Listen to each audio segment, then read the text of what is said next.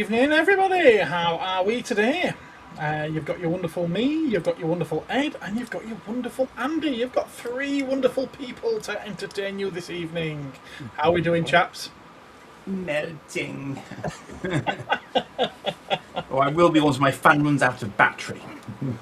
Oh, really? It's a battery-operated fan? Yes, that's why it will run out of battery. You fool, you fool. You need a USB fan. Yeah, if it had a longer lead, it could be a USB fan, but it doesn't. It'll be fine. Get an extension, you'll be fine. You need one of these fans. I'm still waiting for Amazon to deliver me my aircon unit from a month ago. They have 9 days. Martin's with us, and he's already starting with the terrible jokes. You ordered aircon? Yes. Why? Badumtis. Hello, chaps. Why not? But because we live in England. Yes, and we sit in small rooms that get the sun, Ed. You of all people should appreciate this as a concept. Well, aside from the odd few warm days every year, then it's kind of a bit of a pointless thing, is aircon. When my main bedroom is one of those rooms, however, I would prefer not to be in 35-degree heat overnight, if you don't mind. So. That's why squash was invented. Yes, that well-known aircon alternative. Yes. Yes. I had this conversation with my children today. I was informing them on the how squash was invented. See, the problem with this house is it's an old house, and obviously, like many old houses, it was solidly built. Uh-huh. These are proper bricks. It's not none of your hollow wall malarkey. And unfortunately, hollow bricks bring the heat from the front of the house through into the house, emanate it overnight, and therefore it never cools down whilst it's warm. If you three was on an island, who would survive first? You know, if anybody else had wrote this, I'd be questioning their logic. Joe, you need to rethink what you've actually typed there, and then we will discuss it if you can phrase it correctly. Hint, you might need the word longest in there. Who would survive longest first? Sorry, I'm not calling you all out here, but it is nice to see you all in the chat there. Yeah, even Mark's caught onto that one, look. Where's your hair gone, Ed?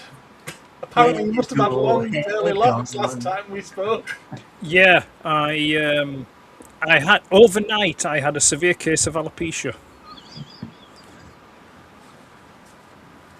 Oh, we're getting off to a good start. Thank you very much. Yeah. Oh, bless you all. But don't worry, I have a novelty merkin on standby. You'll weave it into a loincloth. Yeah. If Joe wants to look up what a merkin is, that's fine. He can do that on his own time. I mean, he might actually enjoy it if he looked up a merkin, especially if it was attached. The sun's got to all of us. It doesn't matter how much of it gets covered; it still gets to all of us. No, I'm just high on life. Who would last the longest? Probably it'll be Ed, then Andy, and then. Oh, so I die first, do I? No, I die first. Die last. Thank you. Die last. What? No, he says who would last the longest? Probably Ed. And then Andy. And then Garth. I mean, I don't know who the fuck Garth is, but... No, Gareth would survive longest because he'd just kill me and Andy and eat us. Well, depends, doesn't it? Sorry, Shark Attack Mark. Yep, there we go. And Lydia's with us as well. Hello there. Hello. Please stop typing, Joe. Whip. Please stop typing. No, you're not joining the Cosmic Council.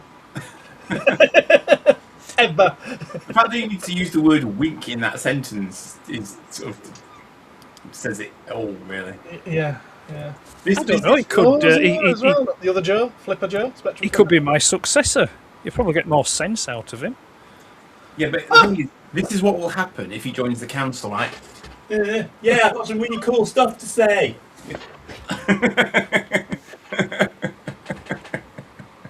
We are. apologise. Bless him. Bless him. I mean, judging by the chat dwellers that we've got this evening, they all know exactly what we're referring to. But if there is anyone sat at home not knowing what we're referring to, then I will refer you over to the other channel, Cosmic Toyman, and you can check out the open mic nights there. You'll know exactly what we're talking about.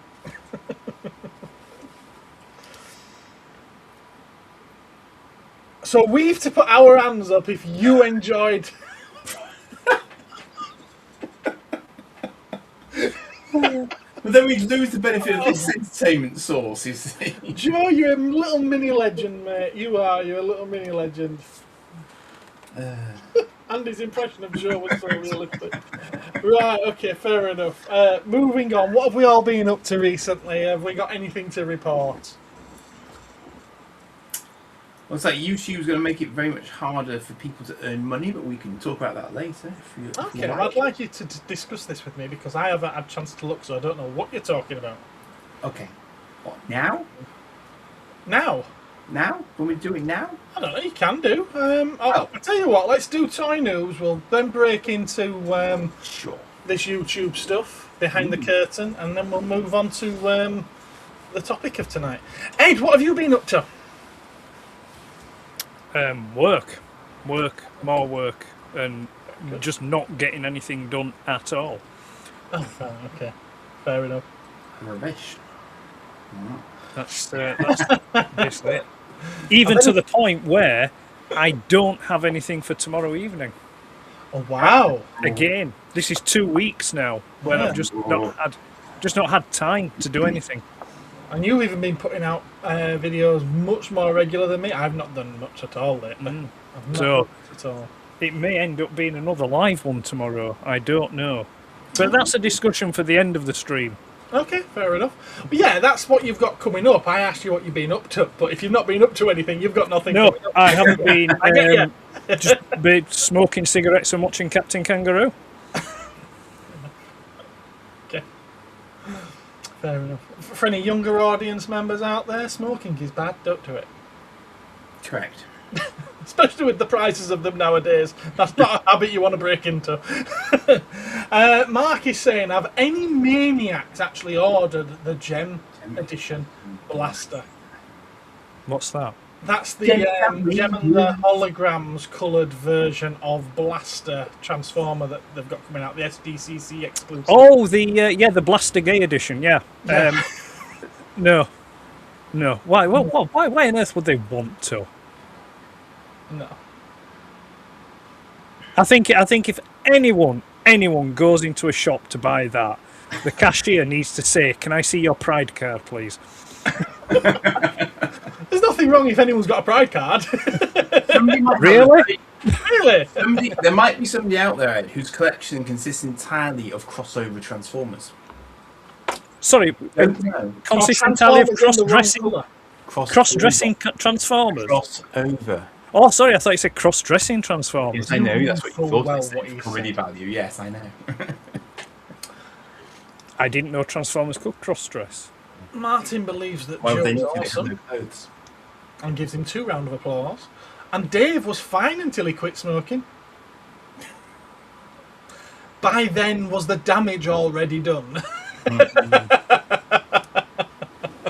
I mean, to be fair, I only used to smoke after sex. That's how, but so at that point, I was, 20 or 30 day, man.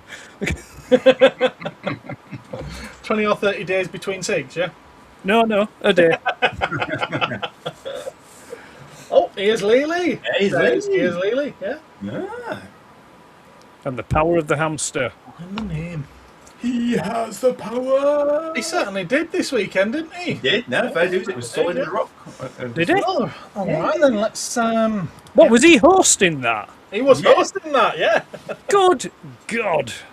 He did it via his phone. Bless him. So maybe his phone's got better internet than his home connection. Sweet irony. I know. Was he just going through the wireless network, not the not Wi-Fi, the whatever they call it these days? Mobile data? Mobile signal. I believe so. Yeah. Right, okay, well, let's get started then. It's time for toy news. And there's not a lot to share with you, but I seem to have many pictures of at least two of the items. And this is the first one. It's coming to us from Hot Toys. And Irony. Sorry. Badum-tish. Second time tonight. Yeah, I think that would be a nice suit to be wearing this evening. Yes. Yes. Yes. Could he please pop round? Nice to see. It's very nice to see that. Yes, it certainly is, isn't it? It certainly is. So yeah, it's a 1/6 scale figure by Hot Toys. Wow. No pun intended. It seems to have a very nice finish on it, I have to say. When it comes to things like this, I always think that they often cheap out on the finish because it's not quite vac metalized, is it? But it's also not just painted silver. I don't know, whatever they've done, it does look nice. It certainly does. It does look nice. And it lights up. Look at that. Yeah. I mean, it would have to light up. There'd be no point doing it if you weren't going to have it light up. It's a little bit sexy, is this? I do kind of like it. I just have one minor gripe with it. Let's see if it's the same one I've got. It's the eyes. This should be silver. Yeah. It's the eyes. I mean, don't get me wrong. It doesn't spoil it, but I'm going to assume this is probably going to be thick end of 500 quid. I don't know, thereabouts. I mean, they are calling it a deluxe, so I think it's going to be more than the regular 250. Right, so probably, I'll say what, 350 then, maybe £400. I'm going to guess near 400 on this. Yeah, so I think that's a detail that really should not have been overlooked. Yeah. Mark I also think that they're recycling an earlier sculpt of Schwarzenegger for this. Oh, yeah, it'll probably be a Terminator head sculpt that they've just sprayed. Yeah. The head looks good, though. I mean, it works. I mean, oh, yeah. The fact that he's such a recognisable personality, you see it straight away there, but he looks a little young for... I was thinking that. This particular character. He hasn't got quite enough lines, has he, somehow? His face is a little bit thinner. He's more like Freeze. I think you can certainly see it more there as well. Yeah. Yeah. But no, I mean, it's certainly not my thing, but it does look nice. There's no denying that it does look nice. But yeah, it's interesting actually because the night before this was announced, I was actually, watching. I was enduring Batman and Robin. Why? Well, the thing was, it came on Sky Movies, and I've not seen. Unfortunately, I was probably one of the only people that went to see it at the cinema when it came out, and so I've not seen it since it came out at the cinema. So it was on Sky Movies the other night. I was in one of those moods where I couldn't really find anything I wanted to watch. So I just thought, oh, bang that on. And it was just like, yeah, it's as terrible as what it was back then. I mean, don't get me wrong, it has a certain charm to it. You know, I mean, the Schwarzenegger and Uma Thurman are obviously really enjoying being over hammy with it and things like that. But it's awful. It's a terrible film. Absolutely terrible film. I agree, but I'm surprised that you dislike it so much. Well, no, me? I think because I know that you're such a big fan of the Adam West series, and I see it as an up-to-date version of... No. In the same way. No. Adam West was just funny because it just naturally worked. This was trying to be funny. Yeah, that's different. I would say, you see, this is a funny thing, is this? I hear this term... I've heard this term being applied to He-Man, you know, the old cartoon, and I think it's incorrect. You know, they refer to the old He-Man cartoon as being camp, or the Adam West Batman being camp, and I disagree with that. I don't think it is camp at all. There was a certain earnestness to the original He-Man cartoon, you know, that but it had those slight little kid jokes in it that kids could, you know, appreciate. And the original Adam West Batman, it was played for laughs. There was a bit of seriousness in it, You know, Adam West completely and utterly plays it serious. He's not playing for laughs. No. But it had unintentional laughs in it. I don't think it's camp. Where with Batman and Robin, yeah, that is camp. You know, that's got... You know, I'm of the opinion, if you had never heard of the name of the director and said, oh, watch this film, who directed it? They'd probably go, yeah, that's Joel Schumacher. You know, because it's just like, you know, it's just so coded, you know, with the way the bat suit looks and, you know, some of the stuff. It's just like, yeah, you've gone too far, kind of thing. But, you know, some people enjoy it, some people like it. By the time that I watched Batman and Robin when it came out, I'd not seen any other Joel Schumacher films except... Did he do Lost Boys? He did do Lost Boys, yeah. Yeah, and I don't see any resemblance between the two. If I'm honest with you. Lost Boys, Lost Boys, he had a bit of a leash on him, if you pardon the pun. And then the next film of his I saw was Phone Booth, which again I don't see any resemblance. No, you're right. Yeah, they are different. I think with the Batman films, he was given... Warner Brothers gave him free rein with them because they wanted to basically make them more kid-friendly and brighten them up because of the backlash that they got over Batman Returns. But some of his other movies, I mean, you look at St. Elmo's Fire, that's Joel Schumacher. That's a brilliant film. As is Lost Boys, that's a really good film. Flatliners is a great film, yeah? So... No, I loved that the first time I saw it. Then I invited a few friends round to sit there and watch it with me a couple of years later. And yeah, all of us were watching it thinking, what was so good about this the first time round? It doesn't stand up well to being rewatched. What's that? This one? Flatliners. Flatliners? Yeah. Loved it the first time I saw it. I thought it was so clever. And then when I watched it with a few friends, I was like, oh my God, I told them I liked this. This is awful. It's a good film. I enjoy it. But, you know, opinions are like arseholes. Everyone has one. I think the chat is calling some good shouts here because Mark apparently knows this movie back to front. He's going, learn 12, which is the chilling sound of your doom. Oh yeah, I'm going to go through the chat. I'll wait until I got to the last photo, of which this is it. Let's find a cool picture to leave it on. Go on, we'll go with that. They're all cool pictures. Yeah. Right, where does that chat start? Another side swipe in the background. You'll have to wait until show and tell for that one. Powered by the hamster. Chill. Cool. There's going to be a lot of this, isn't there? It's very cool. Cool figure, poor movie. Learn it well, for it is the chilling sound of your doom. Yeah, I'm not even trying to do an Arnie. And he said he would be back. Yes, he did. These are in the realm of hyperreal, definitely. Might be the Dutch head sculpt. Yes, I think so too. I can't unsee that now. Yeah, I think so too. He's got great silicone implants on the outside. Martin has to confess that he is one that saw it in the cinema too. Bat nipples, say no more. Silverstone in a bat suit was a positive, and as soon as they announced this, all of the comments were, can we have an Elisa Silverstone? Where's the Elisa Silverstone? Everyone was asking for the Batgirl outfit. Hot toys now. The thing is, though, another thing I noticed, the other night when watching it is, when you watch Alicia Silverstone talk, she looks like she's had a stroke when she talks. Her mouth's rather funny when she speaks. Well, maybe she has had a stroke. I mean, Robin was smiling an awful lot in that film. But I mean, I'm not. You know, she's a. Well, I say pretty young girl. I mean, that's a long time ago now. She's a pretty woman. You know, but yeah, I'm just watching. I'm just thinking, is that Helen Daniels? Dave's never seen it, but I don't know if he's referring to Batman and Robin or Flatliners.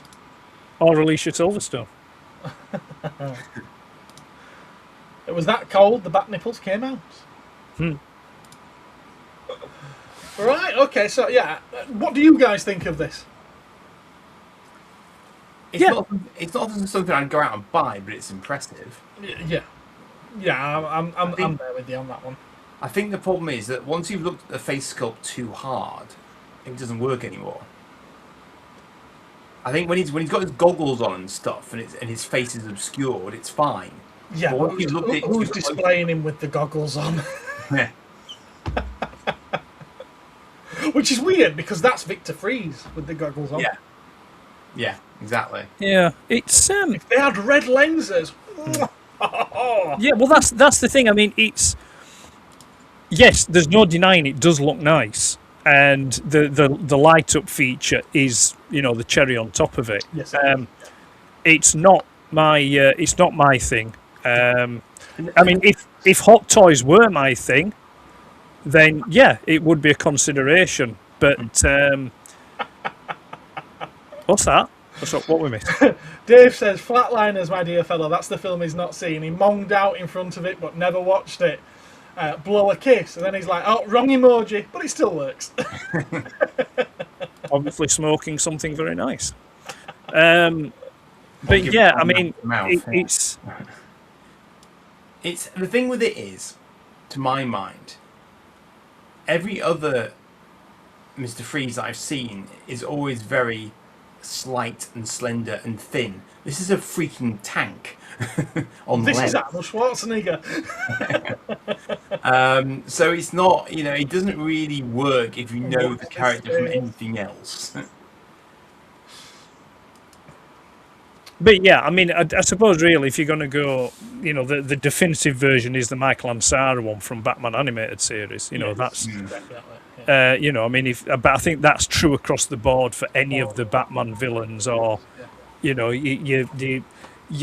peak, your pinnacle is Batman the animated series, and then everything else then just falls in line, after it, kind of thing. But I mean, smart quips aside, there's the way that they are in the movie, like I said, they're hamming it up, they're playing it for laughs, so they look like they're having a good time. It's not a great movie, but it did what it needed to do, at the time. Toys.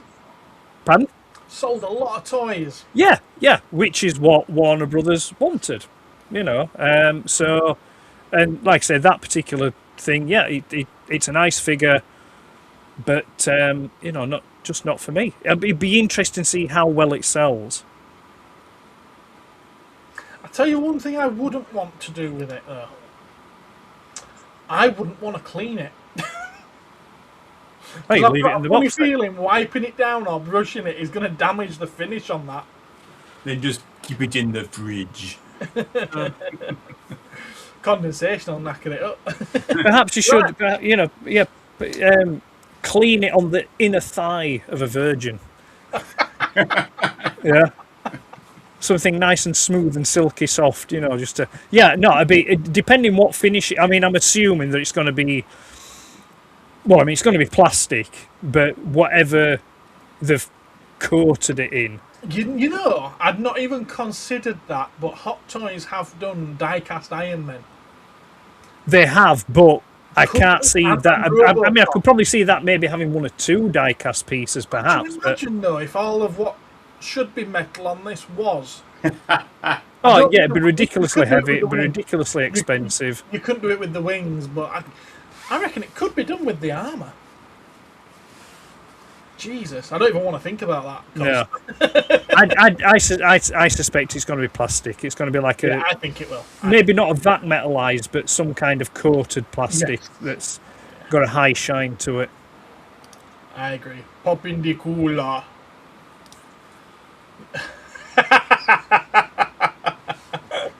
Well done, Martin.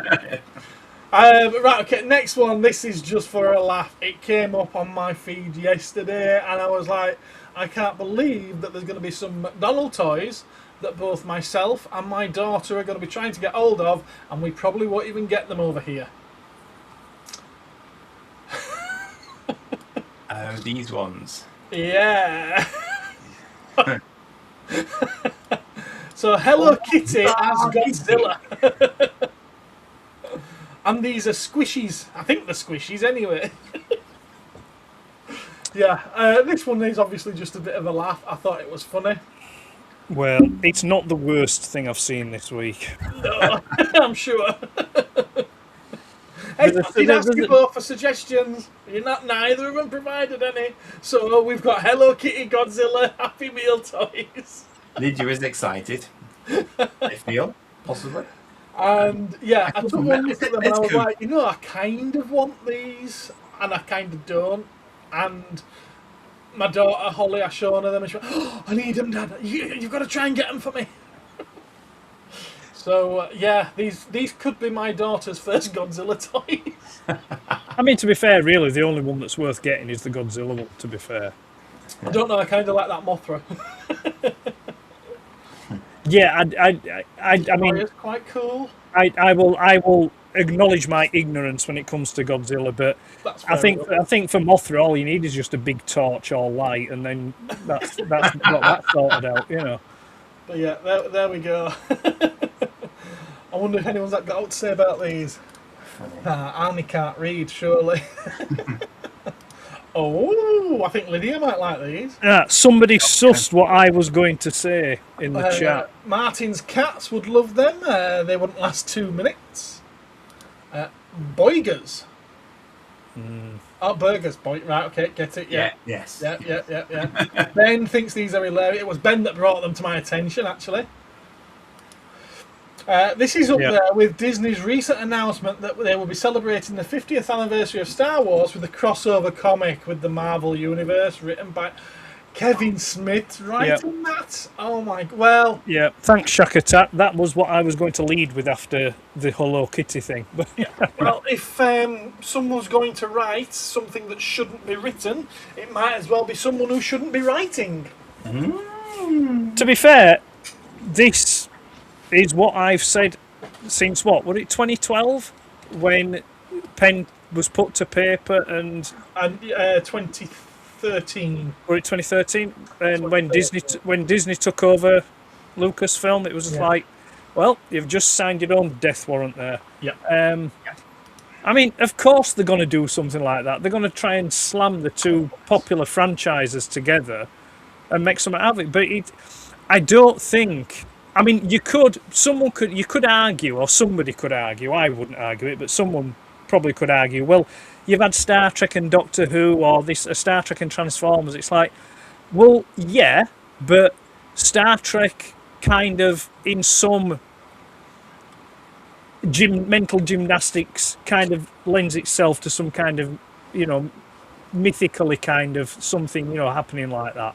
But not Star Wars. Star Wars is kind of like no, you just don't touch it. It's not. I don't think it's a franchise that. Well, there's going to have to be time travel involved in it, isn't there? Well, I just don't think it's anything that's conducive to crossovers. Space travel. Yeah, because it happened in a galaxy a long time ago, a long way away. Yeah, it's just like, why? But Marvel, of all things. I know. Yeah. I mean, I'm not being funny, but I mean, it's like, what you're going to do? You're going to have Thor facing off against Vader. It's just like, what? Oh, no, it's okay. Who really wants to see Spider-Man swinging through the spires of the Death Star? No, what they'll do is, it will be... what they call her now? Dumpy Black Widow. What they call her? Dumpy Black Widow? It'll be her. She'll come in and kick Vader's ass, and it'll be like, yay! Dumpy Black Widow? Black Widow 2. Whoever's taken over from Scarlett Johansson. Helena, yeah. Is that who it is? I've no idea. Florence Pugh. Is that who it is? Yeah. Well, she's tiny. She's probably about the same height as Scarlett Johansson is, actually. Yeah, they're both short asses. I think Scarlett Johansson's probably about 40 or 50 stone lighter than her, though, as well. Oof, it's very cruel. That is very cruel. I mean, Gina Carano's probably a lot heavier than Scarlett Johansson as well, but I don't think I'd try and say anything to upset her. I would. Listen, I'd love to be thrown out room by Gina Carano. I'd say, back up again. I'd be quite happy for that. Yeah, you can throw me around for half an hour, love, that's fine. Martin says, exactly, Ed, only Rogue One is the only decent thing that's come out of Disney since the takeover. Says the guy who's got no access to Disney Plus and has only seen the first series of Mandalorian. Come on. I mean, to be fair, he's not wrong. He isn't wrong. Rogue One really is the only good thing that I would say. I wouldn't say that it's the only good film. I think there's been some good series. I like some of the animated stuff. I mean, yeah. Like what? Which series would you suggest? Well, I think Andor's probably best. I think it's better than Rogue One. Yeah, Andor's very, very good. The first season's boring as hell. It is what it is. The second season is, I would say, I mean, I'm not saying for everyone, but I think the majority of people like season 2 because it's got more of actual Star Wars in it, whereas the first one didn't. You know, you've got lots of callbacks. You know, stormtroopers, TIE fighters, there's that kind of thing. I would say, I'm not saying it's terrible, but I don't think it's brilliant. Okay, I preferred Series 1 over Series 2 myself, but there we are. But I did like it all as one complete package. I mean, Series 2, I think they spent too much time in the prison. I didn't really care about what was going on there. You know, if anything, I would say those 2 episodes, is it 2 or 3, are more boring than anything that happened in Series 1. But yeah, I mean, yeah, I suppose you could make a case for Andor, but I mean, all the other stuff. I mean, Mandalorian, the first season was okay. It was enjoyable, it was good, but then it started going downhill a bit. I've enjoyed some of the Vision stuff as well, which I know you'd never. Yeah, like. I do like the Vision stuff. Yeah, I know you wouldn't like that.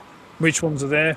They're the standalone episodes. The ones that the first series was done by the Japanese anime studios, and it doesn't involve any of the characters from previous Star Wars content. They're all brand new stories. I like those different styles as well. Yeah. And series 1 and 2 of The Mandalorian were very good. Well, they were good. I wouldn't say they were very good, but they were good. Kenobi was awful. Kenobi was awful, yeah. Ahsoka was awful. Dog shit. To be honest with you. I haven't liked most of the animation stuff outside of Visions that's come out since the thing for me with the Disney stuff is that the execution of it is excellent because it's got Disney money behind it, and I think the actors who are doing the roles are often very, very strong as well. It's just that the storylines they're being given to to have to act out are just not what you would hope for. If someone could just get a decent script writer in there, who would be consistent. The thing is, I don't think it mattered. I think you could have gone with a surefire, 100% guaranteed, awesome script that would have made them millions or billions, yeah. But the people in charge had their agenda, they had their vision of what they wanted it to be, and that was it. So it wouldn't have mattered. Yeah, it really wouldn't have mattered. It would be a case of, no, I want this person to do this. We've got this multi-million-pound franchise. I want this person that's never directed anything, only produced 1 episode of a particular TV show about 5 years ago, but they're going to direct it, they're going to be in charge. It's like, what? Why? Oh, she's a woman, right. And that was literally how some of the decisions were made. And it was ridiculous. I mean, I'm not knocking, it's not about what sex they are. It's just a case of, people had it in their head, I think, that they wanted to do it a particular way, and they were just inflexible in that. And they kept having miss after miss after miss, and they just didn't learn. That's a strange thing. Yeah. You need to learn from your mistakes, but they weren't learning. What are you going to do? I mean, but then again, so Acolyte was absolutely awful. Skeleton Crew, that's an interesting one. I like Skeleton Crew. It was mildly entertaining. I really liked that. It was still pretty awful, but it was mildly entertaining in that awfulness. Anyway. SM33. It's like, oh, come on. Can you be any more obvious? Yeah, I know. Anyway. And yeah, don't get me started on Book of Boba Fett. They really, really did my boy Boba bad. You know, I've seen a lot of people saying that the Maul animation was very, very good. So far, I've done the first episode, and it's not really endeared me to watch the rest of it. I love the fact that they brought him back to life in the Clone Wars. So this isn't me complaining about them bringing a character back to life. I didn't mind that. You know, I get my head around that. It's to do with magic and whatever. I'm waiting for the but. I don't mind that. It's the fact that you've brought him back to life and he's no longer the same character. But he's grown, Gareth. No, he hasn't grown as a character. You don't die having always been a feral animal and come back as a criminal mastermind that can run an entire organisation. It makes no sense whatsoever. So I'm assuming that this is set before his final appearance in Rebels. Well, yeah.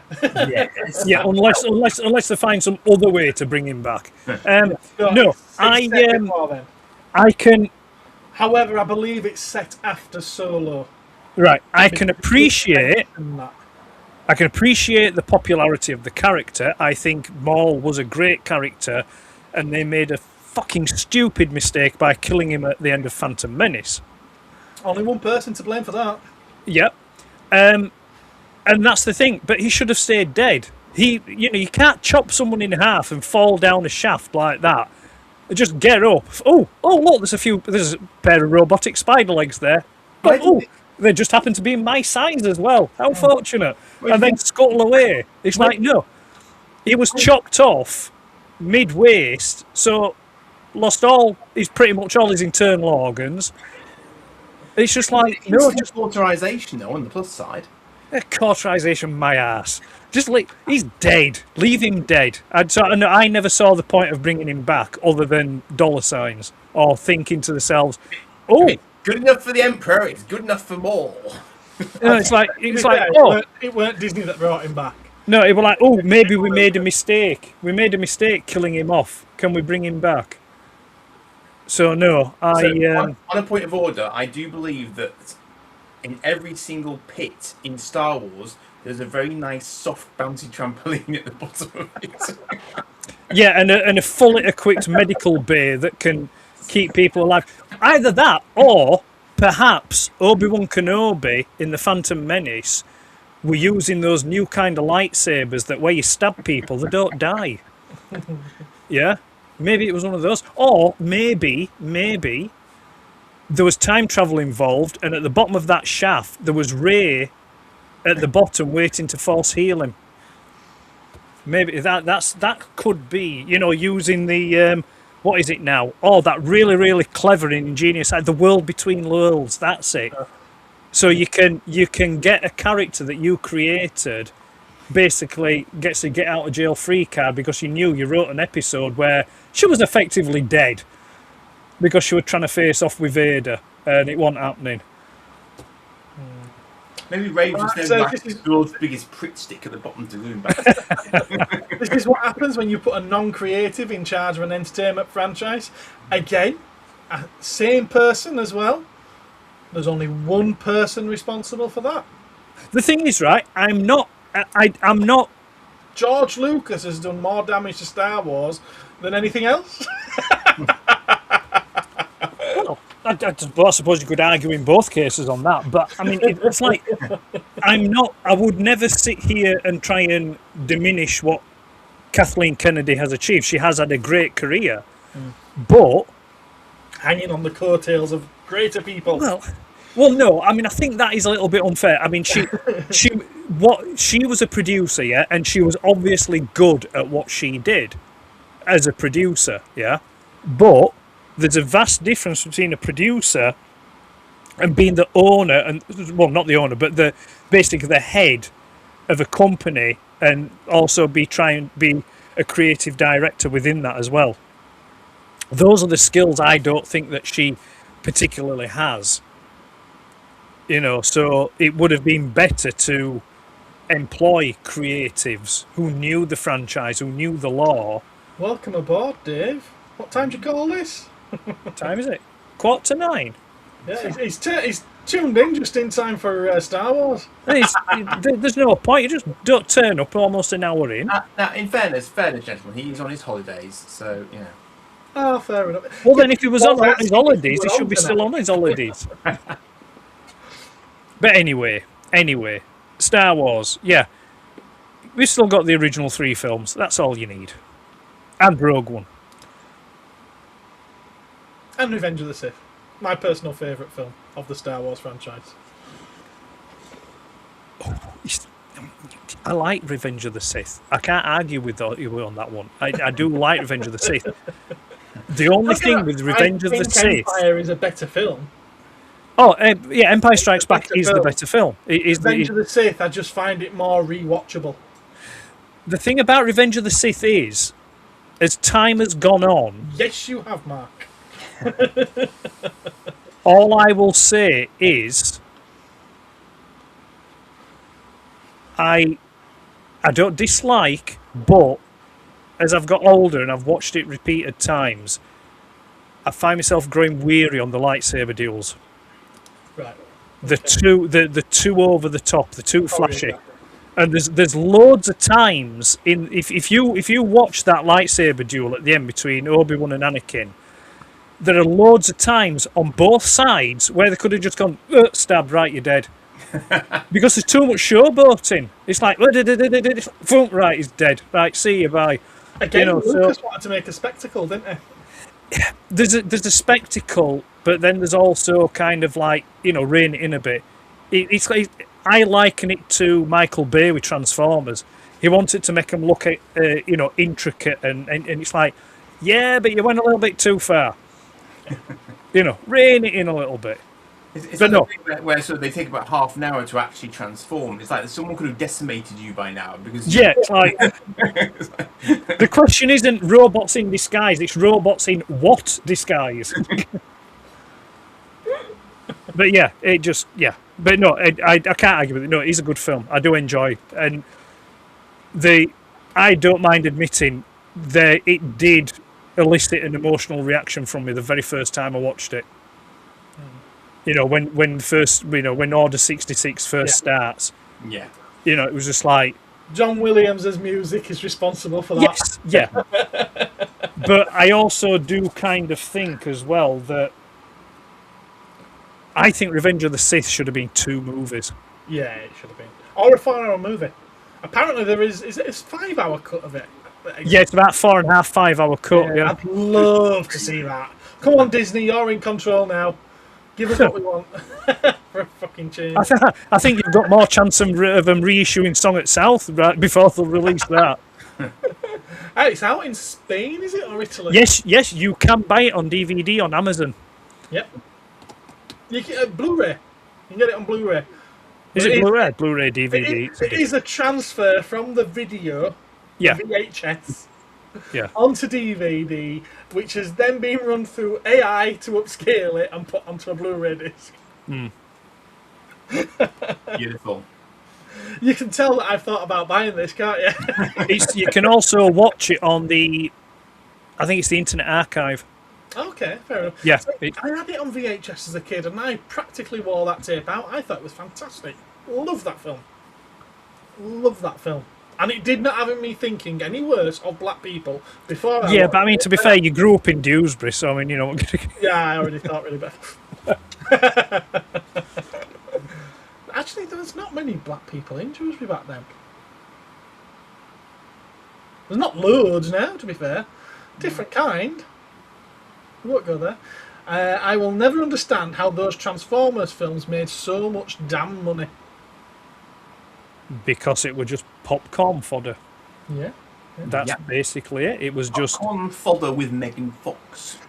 Well, yeah, it was just literally a case of go to the cinema, pay your money, dump your brain at the money kiosk, and then just go in and sit there and watch. Anyway, I'm going to bring up the last toy news. Yeah, let's get back on track. Because we have kind of gone off rails there. Thank you very much, Mark. So last toy is something that I would like to purchase, but I know I will not get the opportunity to do so. And that is this lovely Hot Wheels Ferrari F40. Part of the Red Line Collector Club. So it's limited to 2 per customer. You can only get it from Mattel Creations. It's $50 in the States. How big is it? It's a 1/64 scale Hot Wheels car. Okay. Yep. Interesting. $50 in the States. And obviously with, translating that into English pounds, it'd be about £35? No, it's £50.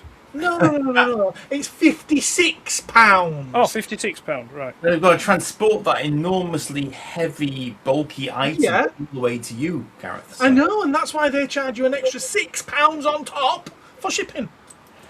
So it's £56 plus £6 shipping, limited to 2.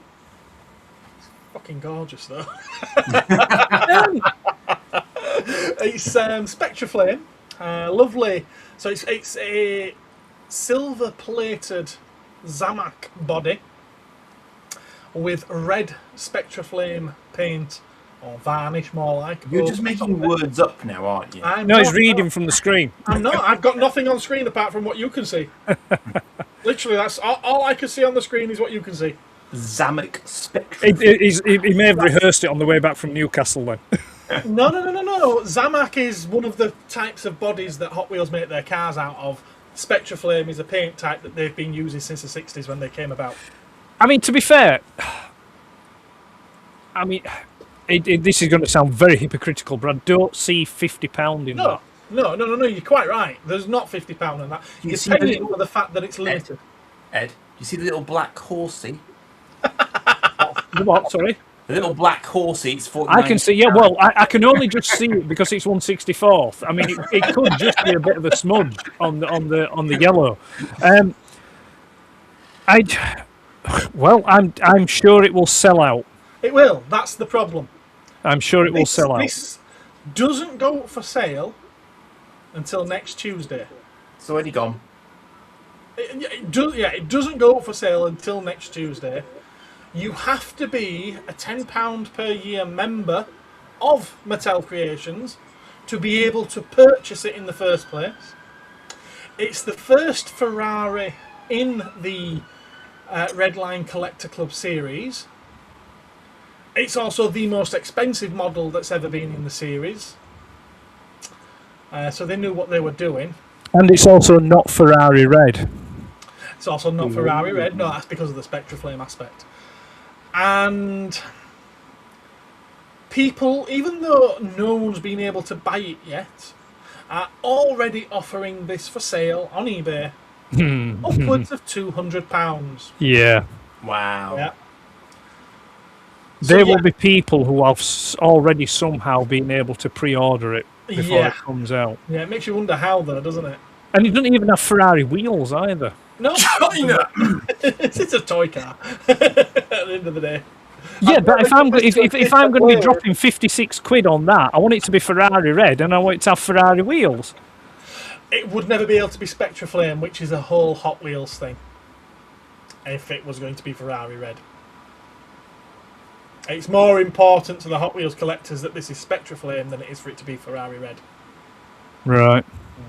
Oh, well, I think it's again, I mean, diecast ain't my thing, so I mean, I don't want to knock, but it just seems a whole lot of money for nothing.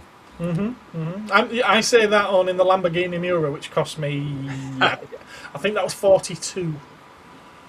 I've had that about 18 months now. It's still on display in the glass cabinet. It looks very nice. That's what started my whole obsession. But yeah, I'd like to be able to get this, but I'm fairly sure that all the bots have already purchased it. Yeah. Martin's saying he'll pass because it's not for him, it's not a movie, but I suppose it could be movie adjacent because Sylvester Stallone had one. Alright, okay, I'm fairly sure that the F40 must have appeared in a film. I mean, I get it might not have been in a TV series, but it must have been in a film of some kind. You know something? I don't think it has, but I will check. Talk amongst yourselves and I will check. Oh, wow. I don't think it has. I'm trying to think about things like Cannonball Run. How many cars did Cannonball Run No, have in it? it wasn't out with Cannonball I'm Run not saying came it out. would have been sort of like the main character's car, but surely it must have popped up somewhere in a film, even if just in the background. Right then, it's been in one movie, One. and it's a movie called The Joshua Tree. It's from 1993, starring Dolph Lundgren. Well, as you would say, consider my ghast absolutely flabbered. But hang on, I haven't finished. It wasn't a real F40. It was a kit car. Wow, I'm amazed. Yes, No, not £8.50. it was like a lot of Ferraris. I mean, obviously I have read this, but I did actually know this. It's built off a Pontiac Fiero Oh, really? because the wheelbase is kind of like pretty close to what a wheelbase is on the Ferrari is. It was in a magazine at the barber shop in Brookside. Dave seems to be obsessed with Brookside tonight. Oh, just hang on a second. Hang on. Actually, I'll have to get my reading glasses on for this one. All right, okay, fair enough. Well, that concludes this evening's episode keep talking of amongst Toy yourself. News. Apologies that we did get derailed completely. But Yeah, as soon as it was brought up, I think that we should give a little bit more chat to You know something? the I Marvel knew- Star Wars thing. I knew I'd seen one in a movie. Go on. Go on. You see one very briefly in the background in Gone in 60 Seconds. Oh. All right, okay. Um, I was hoping you wouldn't say Dirty Rotten Scoundrels, because I was going to say that when you said it hadn't been in a film. I was like, you should wear it in the background in Dirty Rotten Scoundrels or something. I don't know, is it? I don't know. It's just I know there's, in that film when are they in Italy? There's somewhere in Europe in that film, and there's quite a lot of nice cars just sort of like in the background. In the background. You know, over the shoulders type of job. Oh, bloody hell. It was in a British TV show that you may not have seen, or you may have seen it. I don't remember seeing it in this TV show, but I have seen this TV show. Skip to the end. And it was The Detectives with Jasper Carrot Fair enough. and How Robert legend Powell. Jasper Carrot is. Funny. You don't know who Jasper Carrot is? GoldenEye racing the DB5. No, I don't No, think I that don't is think a F40. I mean, they're on the top of his driving. I'm just looking here now. Oh, bloody hell. Right, okay. It's in Furious 6. There's an F40 in Furious 6. There's one in Kick-Ass 2. All right, so, But so again, we've gone these are from just- one to a huge list now. Yeah. Well, this is the thing. I'll be honest with you. I assume that I can't ever recall seeing one in a movie, but I'm just looking through this list now.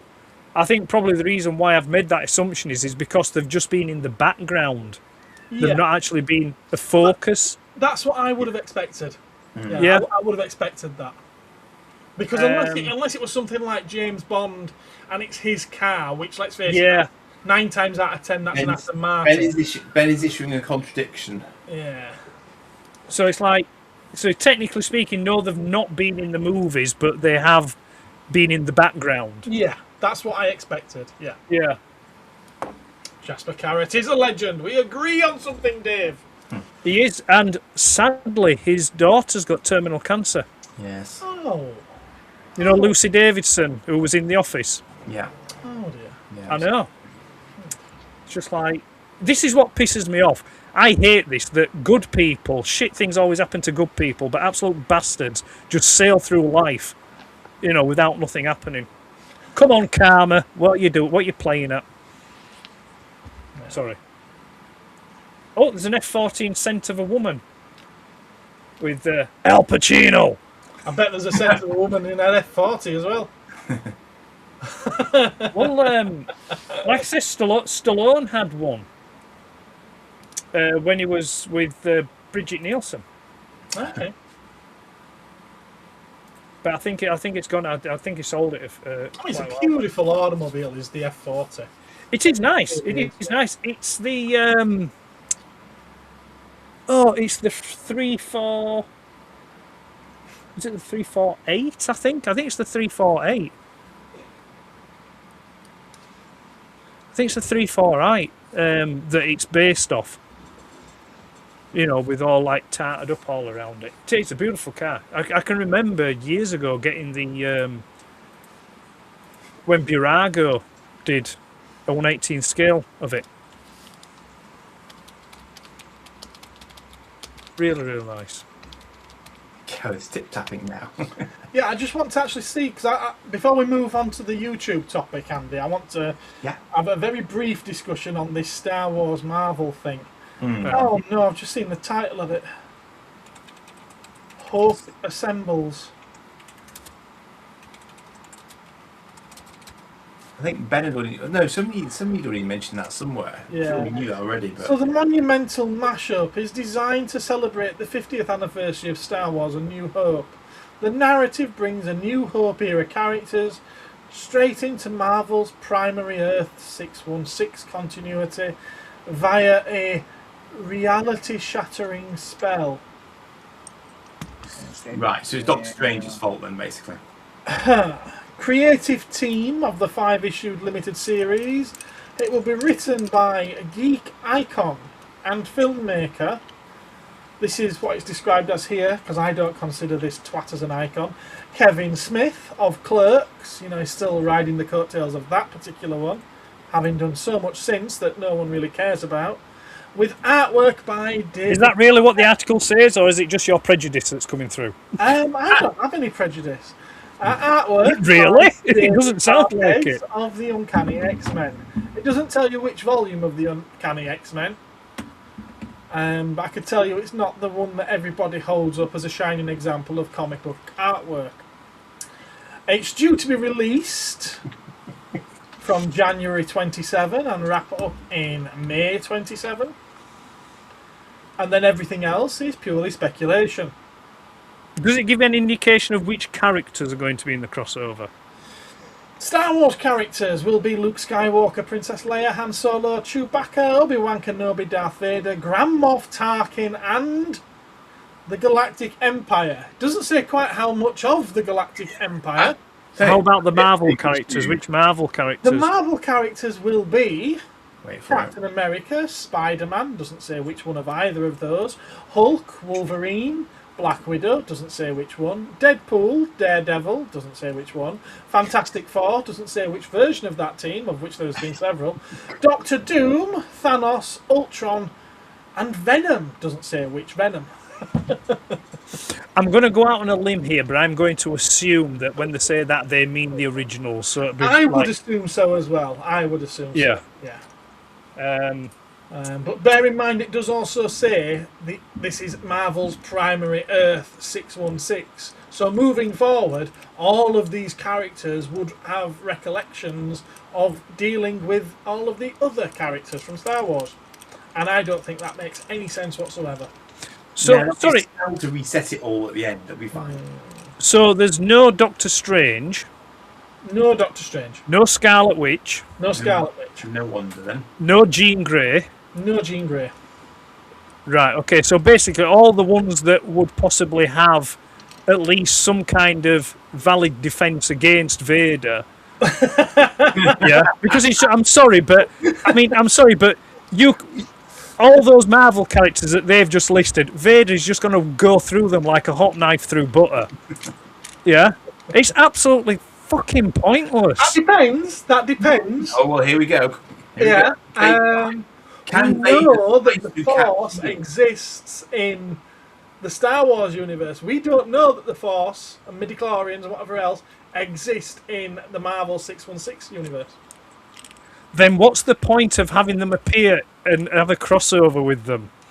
Well, that would be the price on the front of the book. That's the point. Yeah, it's just like, no, just stop it. Just stop. Yeah. I mean, you're talking to the guy as well who, although I own the foil covers of all of the Godzilla Marvel Universe comics, I've never read them and have got no intention of reading them. I just do not care. These kind of things, in my mind, should not happen. I mean, if they want to make it, they should at least make sense. You know, Godzilla versus Gargantuan, is it Gigantos? Is it the big squid, one-eyed tentacle thing? You know, a kaiju versus a kaiju. I'm sorry, but fucking Spider-Man versus Godzilla.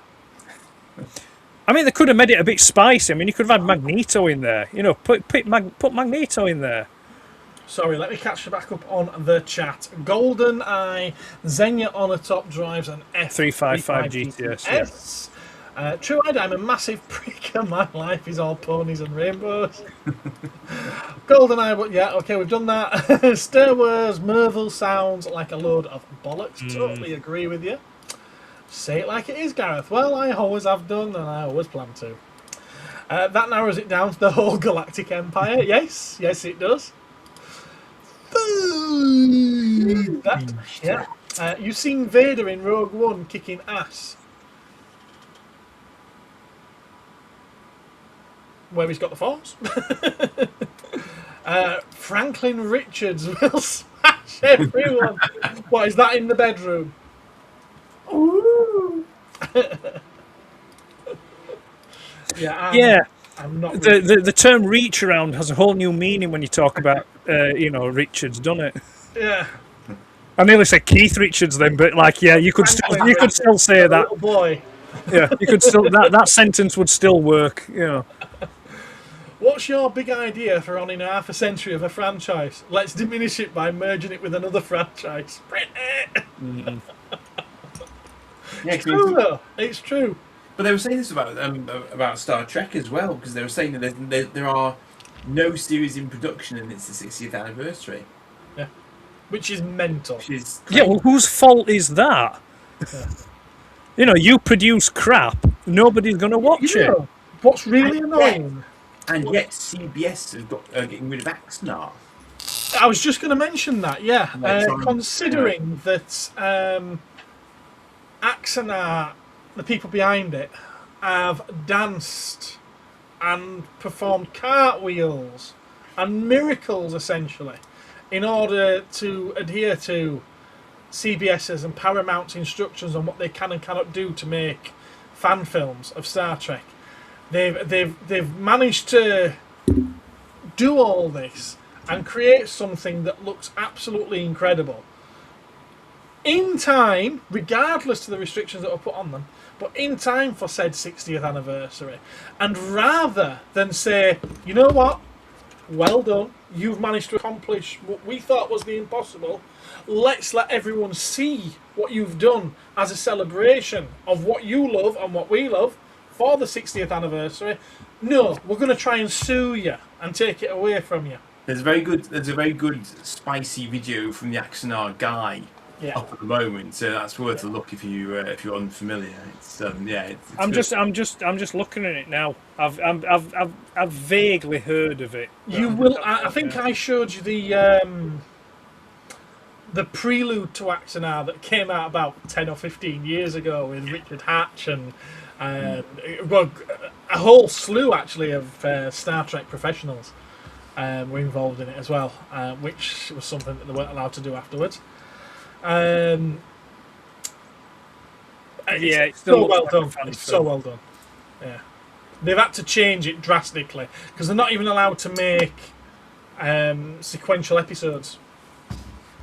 I think that might be what they actually contested, and that if they want to do that, they can do. But that were part of the original declaration by Paramount and CBS all those years ago.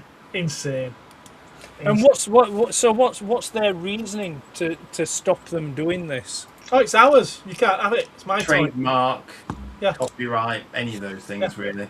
I mean, I can understand in one respect. You want to protect your life, your property, your intellectual property. You want to protect it because if you don't, anybody could churn out any old crap with your name on it. I get that. It was never monetized. That's the whole thing. Fans do what fans do. Yeah, exactly. It's a tough one. I mean, legally speaking, Paramount and CBS have got every right to say no. They've got every right to say no. You can't earn any money from this. But they can't stop people from dressing up in Star Trek costumes, going out into the woods or quarry and doing their own away mission. They can't put the Star Trek logo on it. Fair enough. No. But I mean, if it's enough like Star Trek, then they've got grounds, to say. Only if they're making money out of it. It doesn't matter whether they're making money out of it; it's still their intellectual property. No, if they were making money off it, you could get what's called an account of profits, so you could get the money back off them for exploiting it. But as Ed says, it's the act of copying itself that's protected by copyright. So if you copy it, that's it. That's a breach, and you're not allowed to. They can stop you. Simple as. Money is irrelevant. I mean, as ridiculous as it sounds, they could turn around and say, cosplayers, if you go to a convention dressed as Captain Kirk in a screen-accurate uniform, we're going to sue you. Oh, they have. So it's like... Oh, they have. They've done that. That was part of this same release. Yeah. They said you can only do that if you buy an official uniform from one of our registered distributors. Right.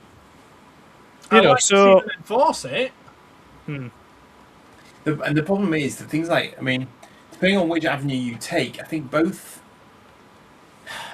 again, it depends which country and stuff as well, but generally speaking, trademark and copyright can both be very, very, very long-lived. So even though it's an ancient the only thing that makes me think that they're overreaching is the fact that we all know how protective George Lucas has always been of his IP. We all know how protective Disney's always been of their IP. We all know how protective Warhammer are, Games Workshop are, of their IP. So long as you don't monetize, you can make whatever kind of fan films you want. You can list it on YouTube. So long as you don't monetize it, they let you get away with it. They don't even try to do anything. No, some of them I think will take a view because they realise that there is value to them in people doing it, so they don't have to spend money doing it to keep their franchise in the eyes of people. Yeah, no fun allowed. I mean, as ridiculous as it sounds and petty as it sounds, it could also be a bit of, we don't want anyone doing it better than what we can do it. That's what it was. Yeah, it's jealousy. That's what it was. Ed. It's just like, because, quite frankly, everything post-Enterprise has been shit, basically. Absolute garbage. It's just there's I've not seen any Star Trek since Enterprise that's made me think, yep, that's Star Trek. I'm watching what I enjoy from the 60s and the 80s, and it's just like, no, it's just. So I don't mind Strange New Worlds. Strange New Worlds is trying, or it was trying very hard, I think, in fairness to them. Musical episodes and puppet episodes. Well, no. Yeah, I know, but unfortunately, we're in the modern era where apparently that shit's required for some reason. Yeah, because they're dumbing it down for people, whereas Star Trek never dumbed down. I blame Buffy, anyway. Buffy and the X-Files. Proper Star Trek elevates its audience. New Star Trek just sort of like, yeah. While you sat there sucking on your fuzzy felt, here, watch this. No. It's like idiocracy. That's what it is. But anyway. I find it funny because George Lucas always sort of like used to encourage it. Encourage what? Fan films, and I think Disney to an extent have encouraged it as well, which is weird considering that so much of the fan films that come out now are better than what they've been putting out. I suppose even used to hold contests for the best fan films. The thing is, you've got free advertising with it as well. Yeah. Whereas, I don't understand Paramount and CBS's decision to basically just say, no, you are not playing with our toys. I don't understand that. But it started because they had it was Axanar. There's tons and tons of Star Trek fan films out there. Star Trek Continues was one that I think that you would have probably loved, and it was carrying on the 5-year mission of right. Enterprise. And Axanar, because they'd done that prequel, that prelude to Axanar, they did a Kickstarter to raise money to make the film, which was supposed to come later. Yeah. And I think they managed to, because the prelude was so good, it was made to such a good standard, everyone was behind it, and I think it managed to raise very quickly $1 million. Right. And there was like, from the start, whatever we raise is going to go straight back into sets, special effects, costume. I think and it was that $1 million that CBS and Paramount was like, no, that's a profit. Well, give them a chance to spend it.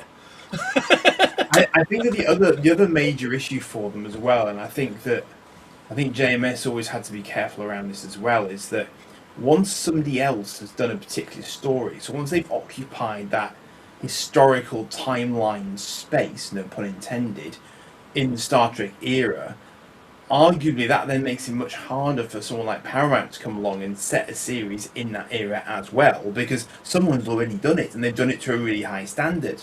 So it's kind of boxing them into a corner in terms of what they can then do with their property. Now that might be, I mean, if they actually had half an idea that yes, they wanted to do that, then maybe I'd have some sympathy with that, because yes, obviously if you want to use that yourself, you're gonna protect that particular area of history in the franchise. But if you're not, you might as well let them play there, because it's a long time. I mean, you're just going to give a Starfleet Academy instead. I mean, I get that. I mean, it is the kind of thing that, you know, regardless of whether, you know, because ultimately at the end of the day, they are fan films. They're cosplaying fan films. That's what they are. They may look good. They may be, you know, may have good production values, but that's all they are. They're not official. They're not canon. They're not licensed. So, you know, regardless, you know, if they did some kind of episode that explored the Borg a little more, you know, that's no reason for Paramount or CBS to be dissuaded from that, because what they're going to do is official product, if you will. Yeah. So it overwrites whatever they've done. And that was kind of like the way that George Lucas used to look at it. Yeah, you know, I'm sure the expanded universe. Yeah. I mean, you know, I'm sure, you know, fans and things like did this, that, and other, but ultimately, really, and don't get me wrong, I'm knocking it. I know people really do enjoy the novels and things like that, and I'm not taking away from that. But all that matters really is what's in the films. You know, good or bad, the films are the canon, if you will. You know, and if it doesn't happen in the films, then it doesn't happen. You know, it's not there, kind of thing.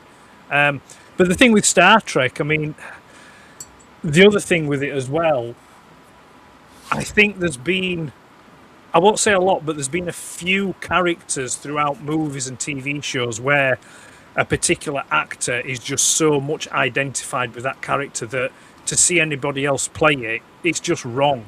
You know, Shatner is Kirk. That is it. You know, nobody else really can play Kirk, you know, properly. Leonard Nimoy officially have. You know, Leonard Nimoy will always be Spock. You know, nobody else can play Spock. Just like nobody else really. Well, I don't feel nobody else could ever play Indiana Jones. You know, there's just these iconic characters that come along, and to see anybody else playing them, it's just like no. It's like I have the same thing with music. You know, there's certain bands and things like that I like, and certain songs that I like. Whenever I hear anybody doing cover versions of songs, I'm like, no, stop! You're butchering it, you're murdering it. You know, because they can't do it justice. And like I said, other actors I don't think can do those characters justice. Like with Solo, you know, the Solo movie. You know, just circling back to Star Wars. So I don't know. I mean, on your original point, it is a very sad state of affairs where they've got nothing really in place for the 60th anniversary. Yeah, it's insane. That. You know, that is sad. But ultimately, at the end of the day, that's their fault. You know, the fans will find some way to celebrate it. I mean, it was terrible, but even Doctor Who had something ready for its 60th.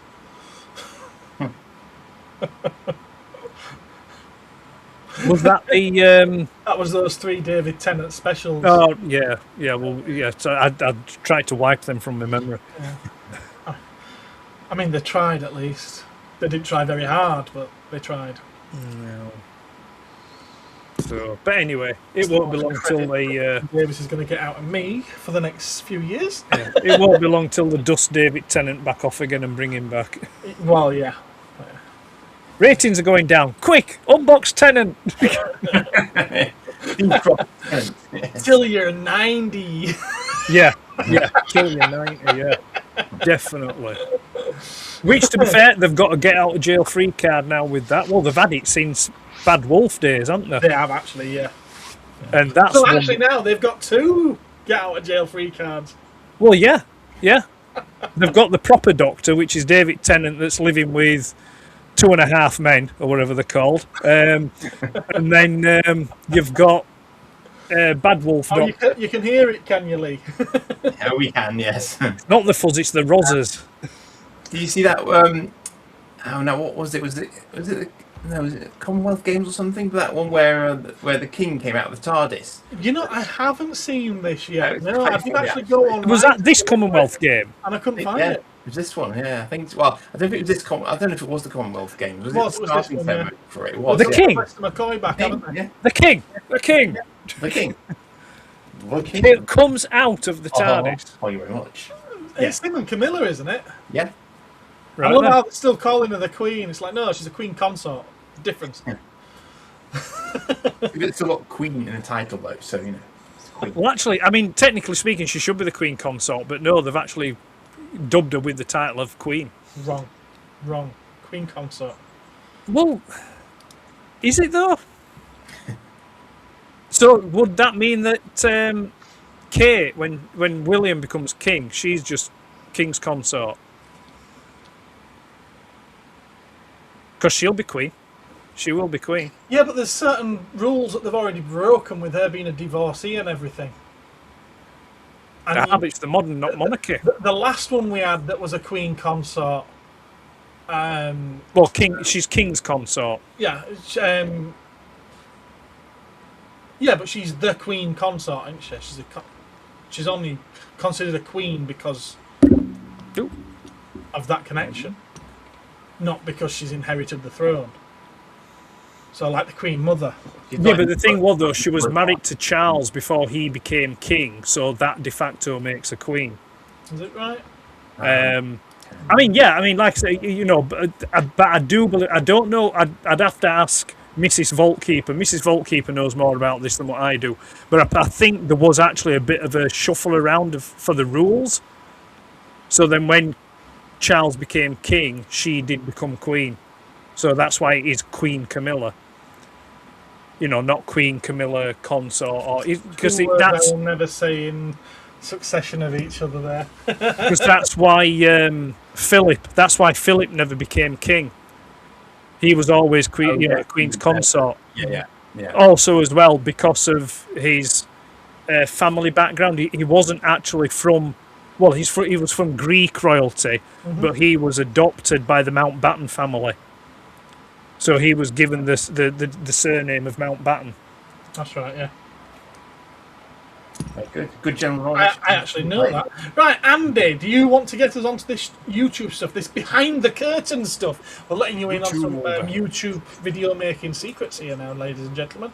Well, say secrets. I mean, basically, last night I was trying to make a video and CapCut was annoying me, and then I noticed someone else's video saying that the YouTube monetization rules had changed quite radically, actually. So as I understand this, and I'm going through this from memory, so apologies if it's horribly wrong, but basically at the moment, you need 4,000 hours of watch time per year and 1,000 subscribers minimum to have the ability to be monetized, to earn some pennies from people watching your videos on YouTube. There are different rules for shorts as well, but I think at the moment shorts are wrapped up into your longer form videos as well, so they all count towards the same watch hour total. This is changing a lot. So you have to now, I think you have to have something like daft like 20 million views on your shorts. And that has to sort of stay up at a certain level for a period of time, or 8,000 hours of watch time for everything else, to be able to be eligible for monetization as of February next year. Apparently, and this might benefit moi, if you're already monetized now, this doesn't apply to you for whatever reason. I don't know how long that's going to last for. That bit I haven't read into yet. But right now, if you are monetized, apparently you will stay monetized. So, but that means that for new channels that are starting up, they're going to have to hit this higher bar in order to hit monetization, or they're just not going to get it, basically. So they seem to be sort of very much increasingly focused on who can bring them the most dosh, basically. And if you can't bring them a lot of, a degree of dosh and attract people in, they just ain't going to give you any dosh. Even though you could still be, they might still be playing ads and stuff, I suspect, against your channel. So they'd still be generating income from you, but you wouldn't see any of it until you hit this quite sort of high bar. So for me personally, I wouldn't hit that. I can just about manage the 4,000 odd, but I ain't gonna hit 8,000. No. So I don't make many shorts, but in the last month, apparently I've earned 8 pence from my shorts ad feed. Woohoo! I shan't be retiring anytime soon on that. Right. Oh, they've actually broken that down as well. 7 pence of it comes from short feed ads, and 1 pence of it comes from YouTube Premium. Ah, yes. And this apparently is what they're doing. Apparently they're going to bring in a YouTube Premium Lite, which is not as expensive as Premium, but it still gets you fewer ads or something, and the ability to download videos. But because of that, there'll be more revenue coming in for them, which means they can give you more revenue, but you have to work harder to get it.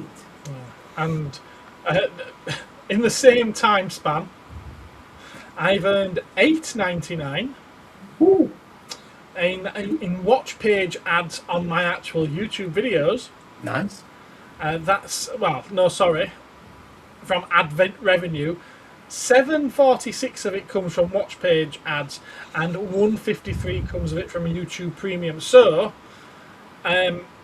considering it's so little they actually make from this sort of thing, I just want to say thank you very much to the members that I have. That includes you, Andy. Not me. Yeah. Because that's where my money comes from. That's what pays for this streaming software that's being used tonight. What a load of rubbish, eh? I'm quite cynical on this, basically because it's not. It's a con. I just see it as a con. YouTube are conning people into making more content to make them more money. Yeah. Not you. You're not going to make money. I mean, some people do make money from YouTube, don't get me wrong. But, the majority of people on YouTube will make very little money. All they will do is just generate more money for YouTube. Yeah, exactly, yeah.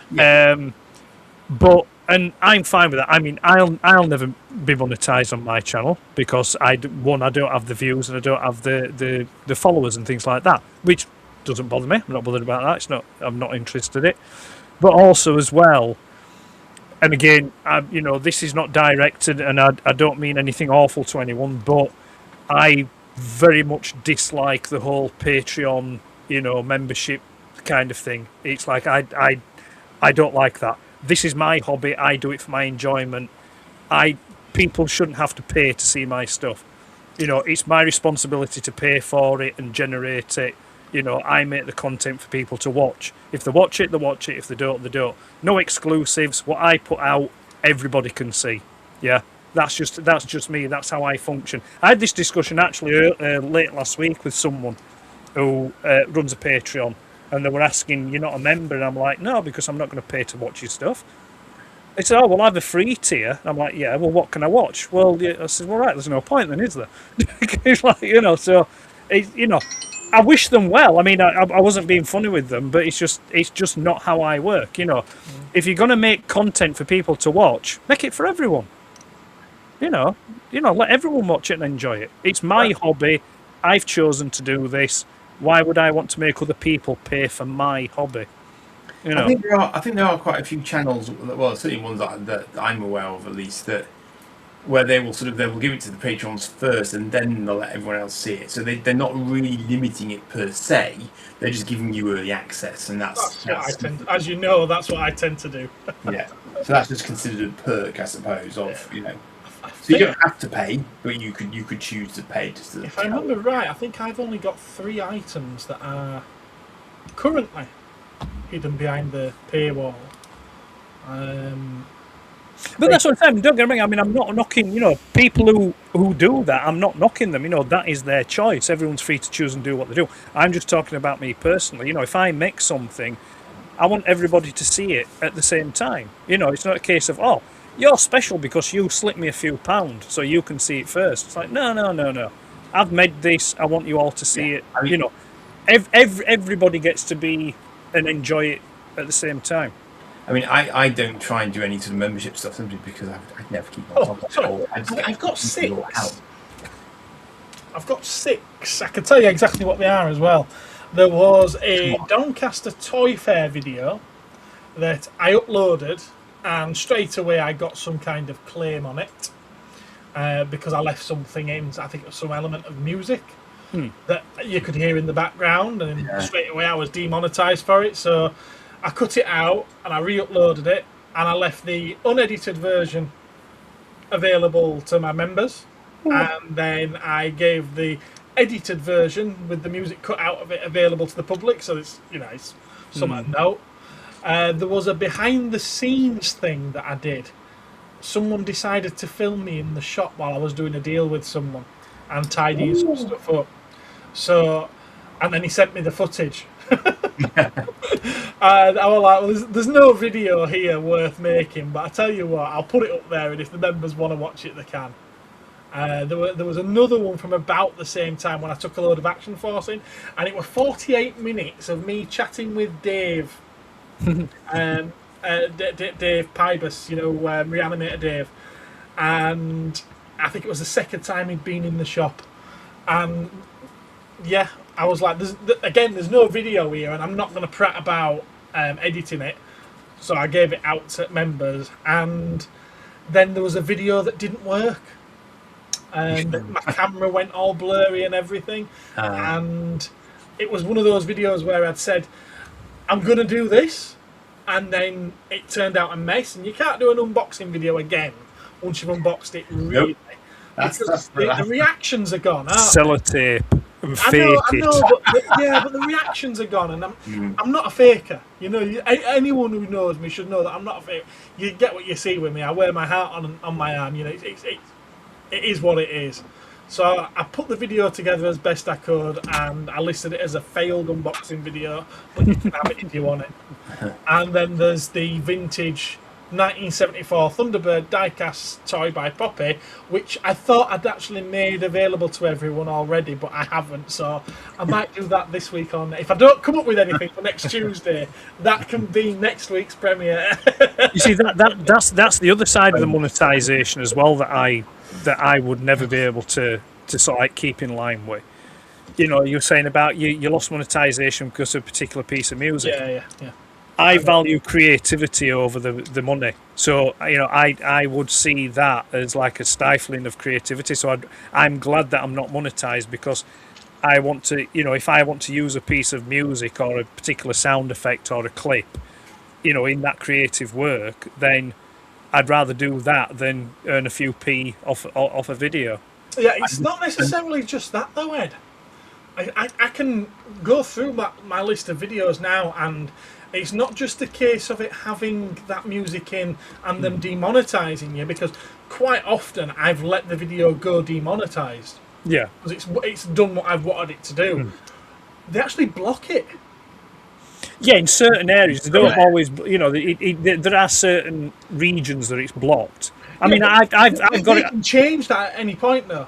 I mean, I've got it on some of my videos. It says your video content will be blocked in blah blah blah, and I look down the list and I'm like, well, it's not blocked here, so that's fine.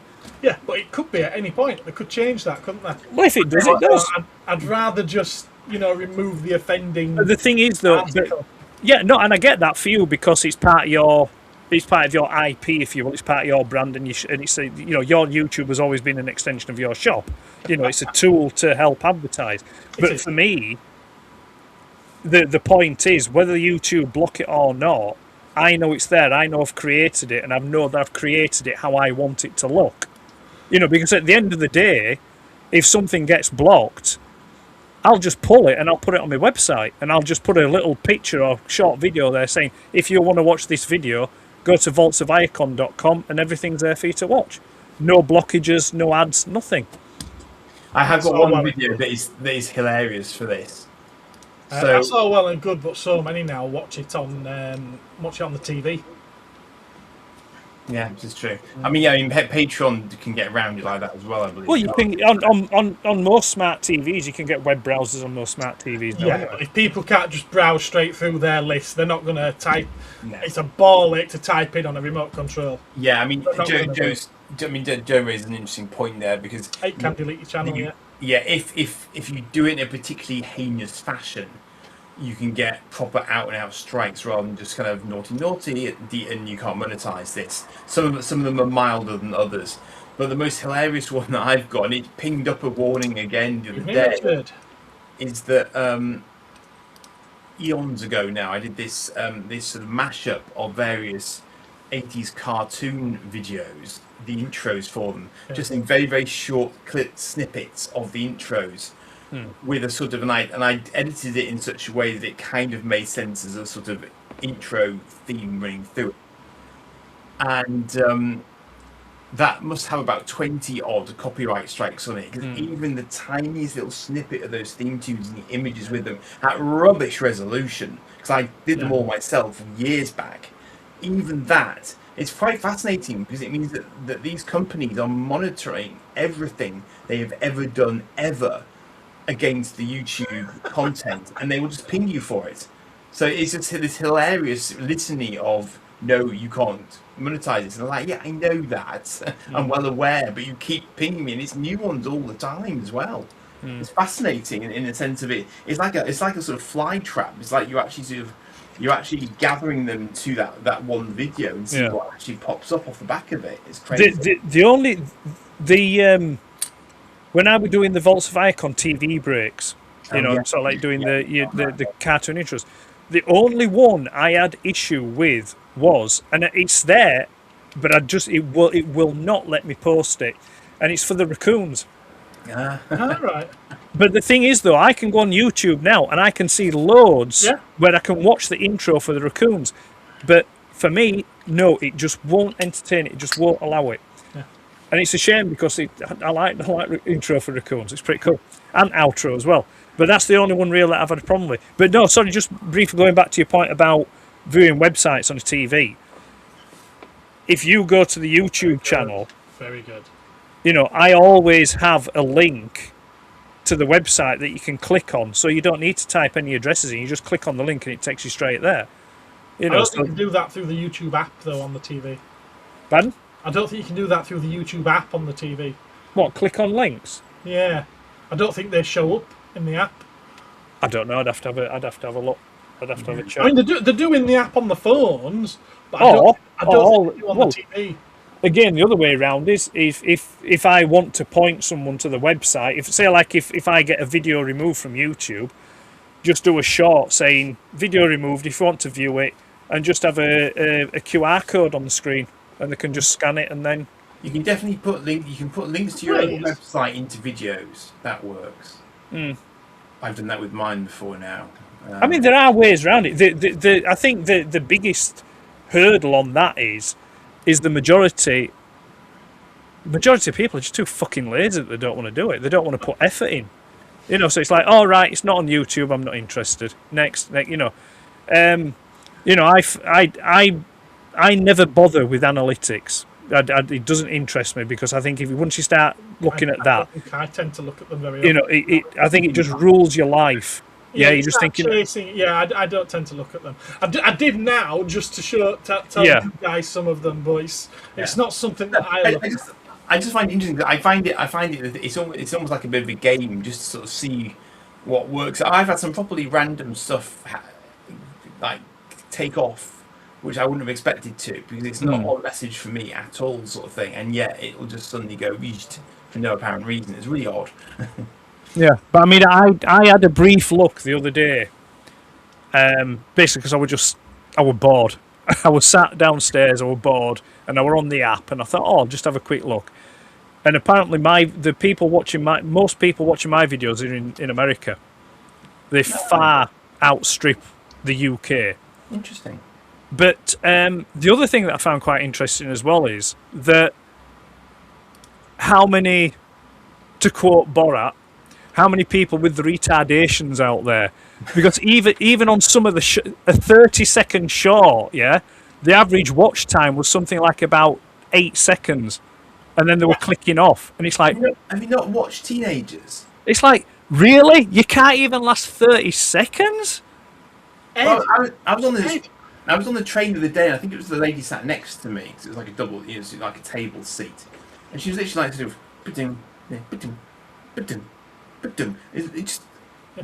she wasn't taking anything in. She was literally just flicking through the moving pictures. And it was like, the hell, you know? Hey, do you not remember when I was up at yours, and your ladder was sat there on his phone, swipe, double tap to like, swipe, double tap to like, swipe, double tap to like, swipe, double tap to like. He didn't even know what he was liking. He was liking every single video and just moving on and moving on. Moving on. That's what the audience is now. Well, I mean, I can understand that from that particular age group, but when you're talking about an age group of people that is like, you know, fans of Transformers G1 in the, you know, mid 40s to early 50s, if they can't last 8 seconds on a 30-second video, then there's something very, very wrong with them. Do you know what I mean? It's like, you know, were they dropped as babies? Are they on Ritalin? Well, they're probably watching on a phone. They'll be swiping. They won't be looking at your videos. It'll just come up. Yeah. I'm not interested. Either that, or, Right. God forbid, what I've done is just shit. Could be. I don't think that's the case at all. It's like, oh, that's shit, right. This is the old men shouting at cloud segment. Can I just give a shout out at this point, please, to Mr. Leely? Because Mr. Leely does a lot of shorts, and I do rather enjoy his shorts. All right, okay. On YouTube, not in real life. What, Lee does YouTube content? Yes. Really? Yes, he transforms stuff with No, you see, don't tell me that, because I'm going to be disappointed, aren't I? I mean, he's going to disappoint. You're coming at me with so much promise and enthusiasm, and I'm going to watch it, and I'm just going to be disappointed. I want the lad to succeed. He does little shorts. He does shorts. Well, Seed will be very happy in that. They're slightly sped up, and they've got funky music behind them, and I quite enjoy them. And they do exactly what they say on the tin. He's just using them as adverts. You know something? I genuinely think, right, we need to sack and bin off Pride Month, and we need a Lee month. Yeah? A whole month of Lee, yeah? Transformers fans are so old now that we can't stay awake for more than 8 seconds at a time. You know, that is really weird, is that? Because I don't even... You're going to be very disappointed, Eddie says. I've seen on Facebook that Joe, Spectrum Flipper, is doing a short a day for 30 days. Yeah. Right. And they come up on my Facebook, and I deliberately don't watch them because I want to see them on YouTube. Yeah? Because I want to add to his views. Yeah? Right. At the end of the day, yeah, I don't think you can monetize on Facebook. You might be able to. But obviously he's been building up his audience on YouTube, so if he's going to earn anything from my view, I want him to do that. So I've been waiting for him to pop up on... I could just go looking, and I will do at some point. But I've been waiting for him to pop up on my YouTube feed. Nothing.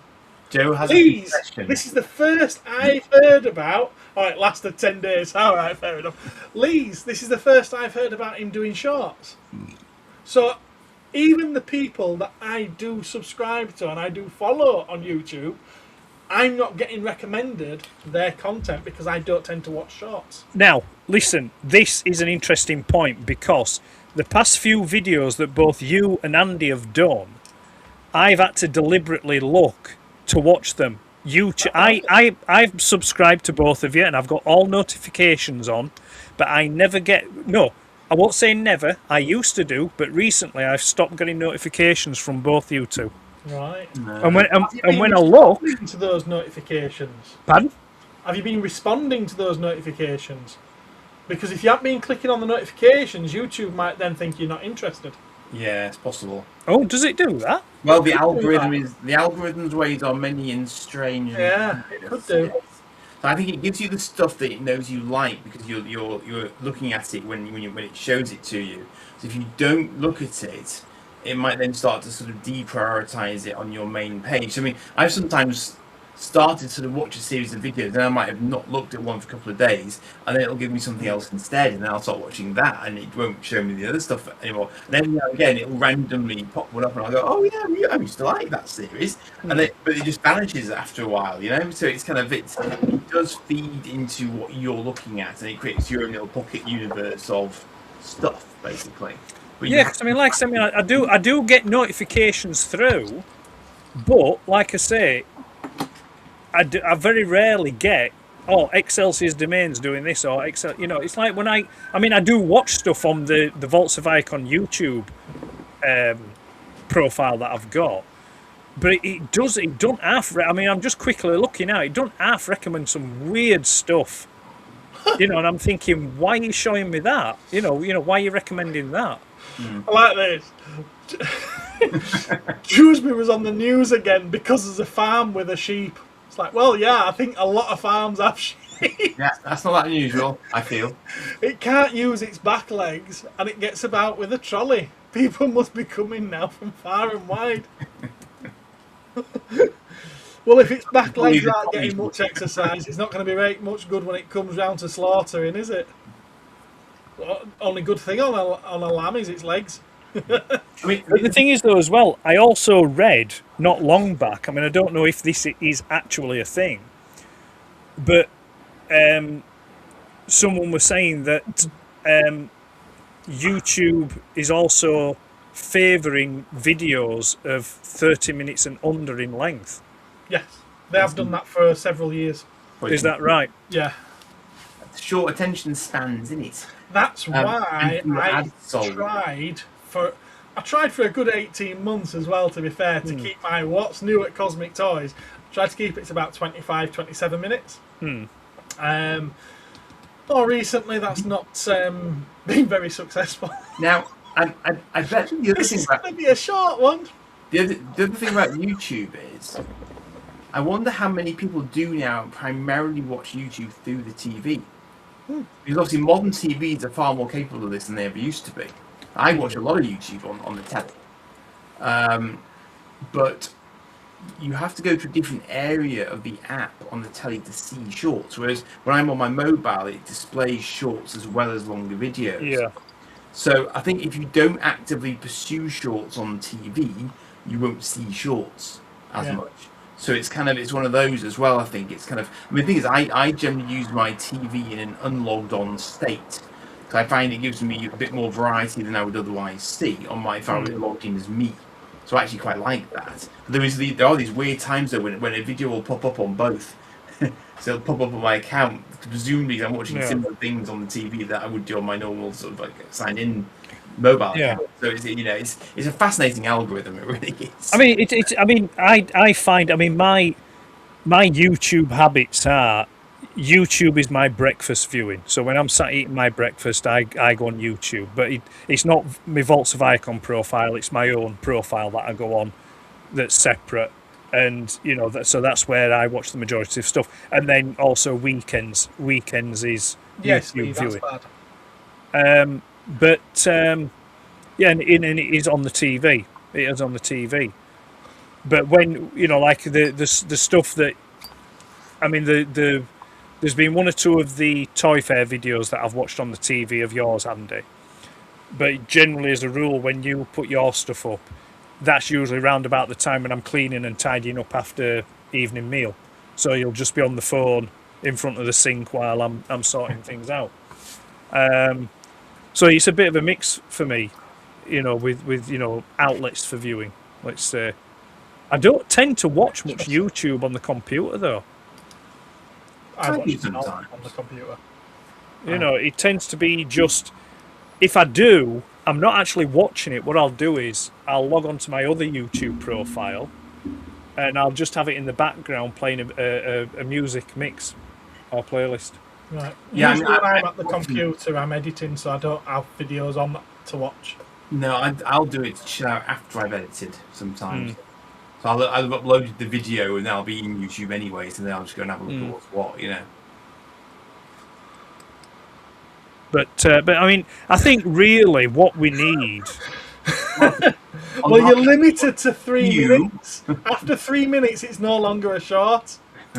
Yeah. So maybe you need to nip it and go back later and finish. I think really what we do need is we need a proper, serious, viable alternative to YouTube. You know, because YouTube's got the monopoly. I mean, I know there are smaller platforms out there that offer the same services as YouTube, but I think we need an alternative, that people can use to just, like I say, just to break that monopoly and just to, just give a bit of choice as well. That'd work with where you work, wouldn't it, Martin?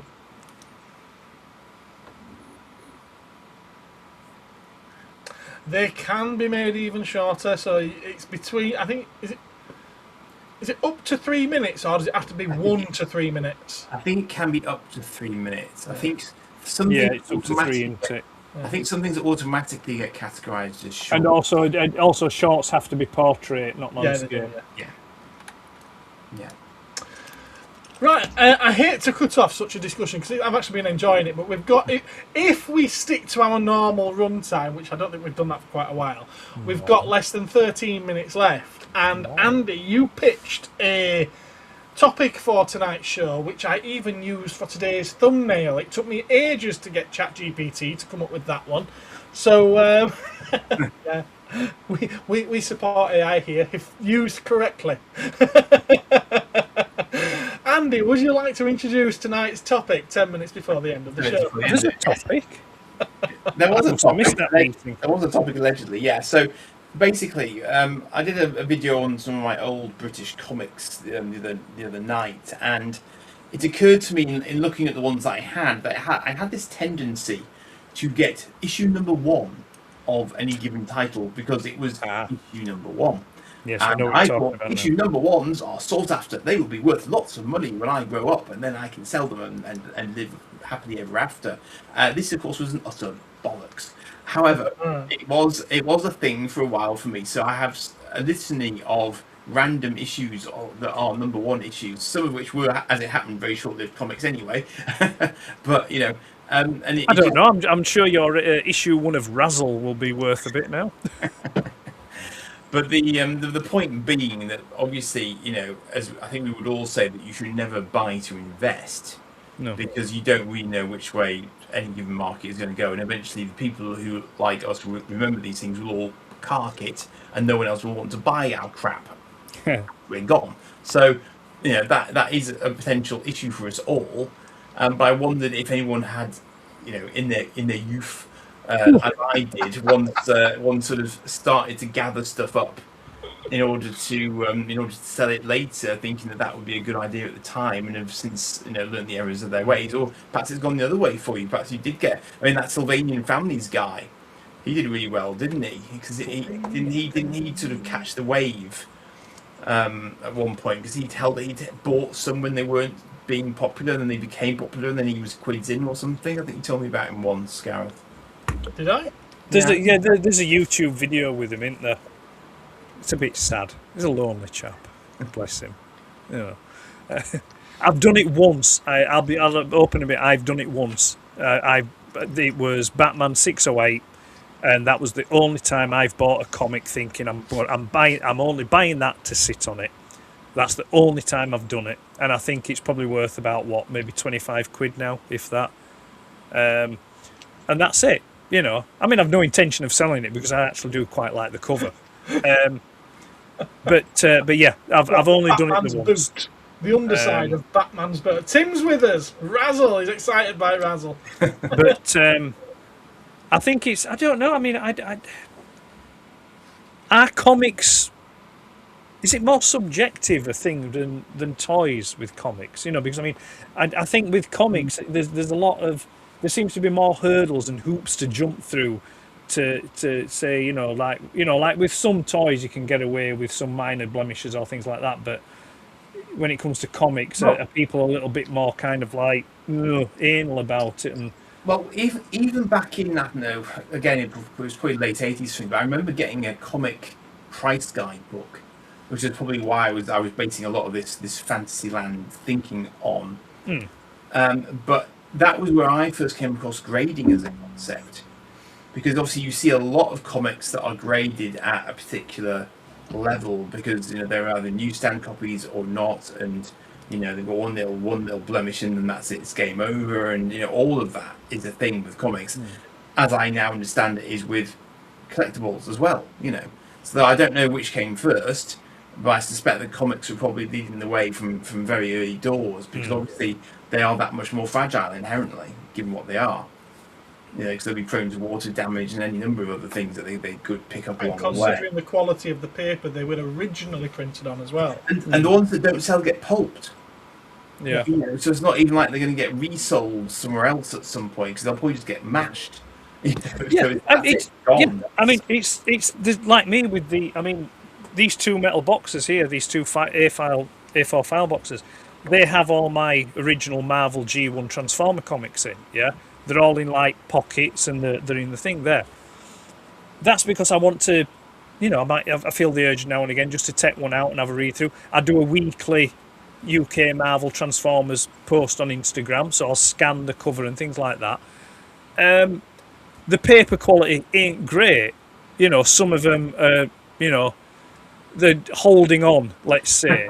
Yes. But that's part of the charm of them. I don't want to have them entombed in a hard plastic case where I can't get at them. They were loved, they've been read, and they're still here, and I think that's a lot of the charm with them. Some of them, the pages have faded, and but it's like, I think there's as much story in that than what there is actually story content with the comic.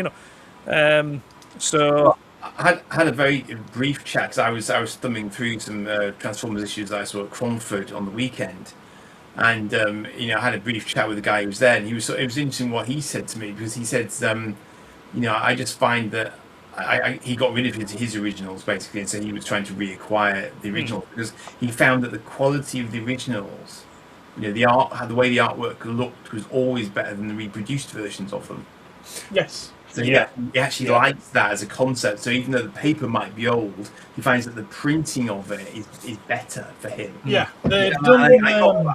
There's a lot of sort of like vintage, retro, whatever you want to call it, comic books that they've recoloured or they've tidied up for their more recent prints. And they did it in the Hatchet Part Works. They've done it with an awful lot. I mean, the one that always stands out to me is one that I'd read quite a lot before, and then when they brought out the deluxe edition, it was like, I've got to have the deluxe edition. And that was The Killing Joke. And I absolutely adore Brian Bolland's artwork in that. It's fantastic. It's absolutely incredible. And they've recoloured it. I mean, fair enough, I don't think he did the colouring originally, but they've recoloured it to the point now where orange is red. Yeah, they've made everything brighter and more vibrant, and but oversaturated it. They've oversaturated it. They've also crispened the pencil work, so that all the lines in it are nice and crisp and strong, and everything.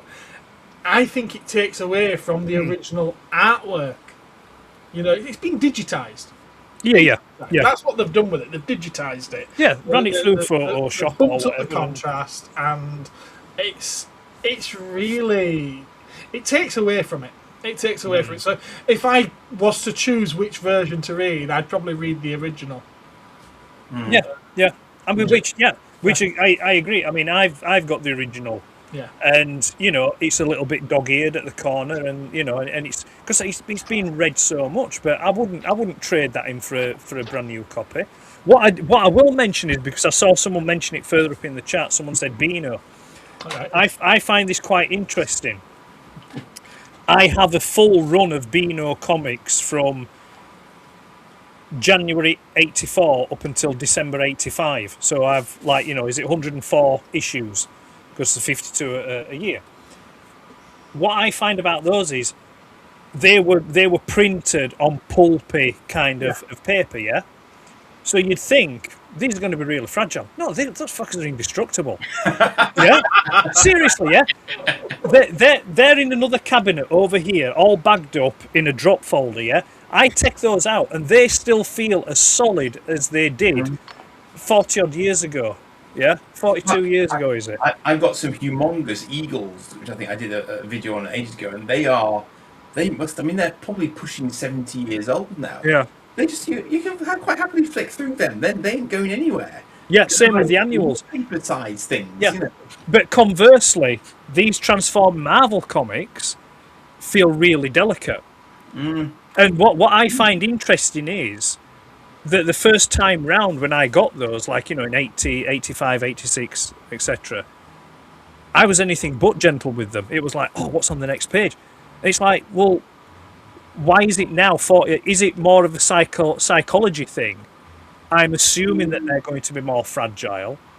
Or have they always been that fragile, but just when you're a kid, you just don't think and process it because you just want to read it? Because I can't remember back then ever tearing a comic.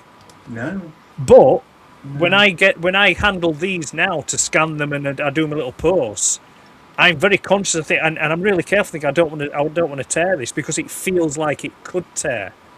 But again, is it psychological or is it?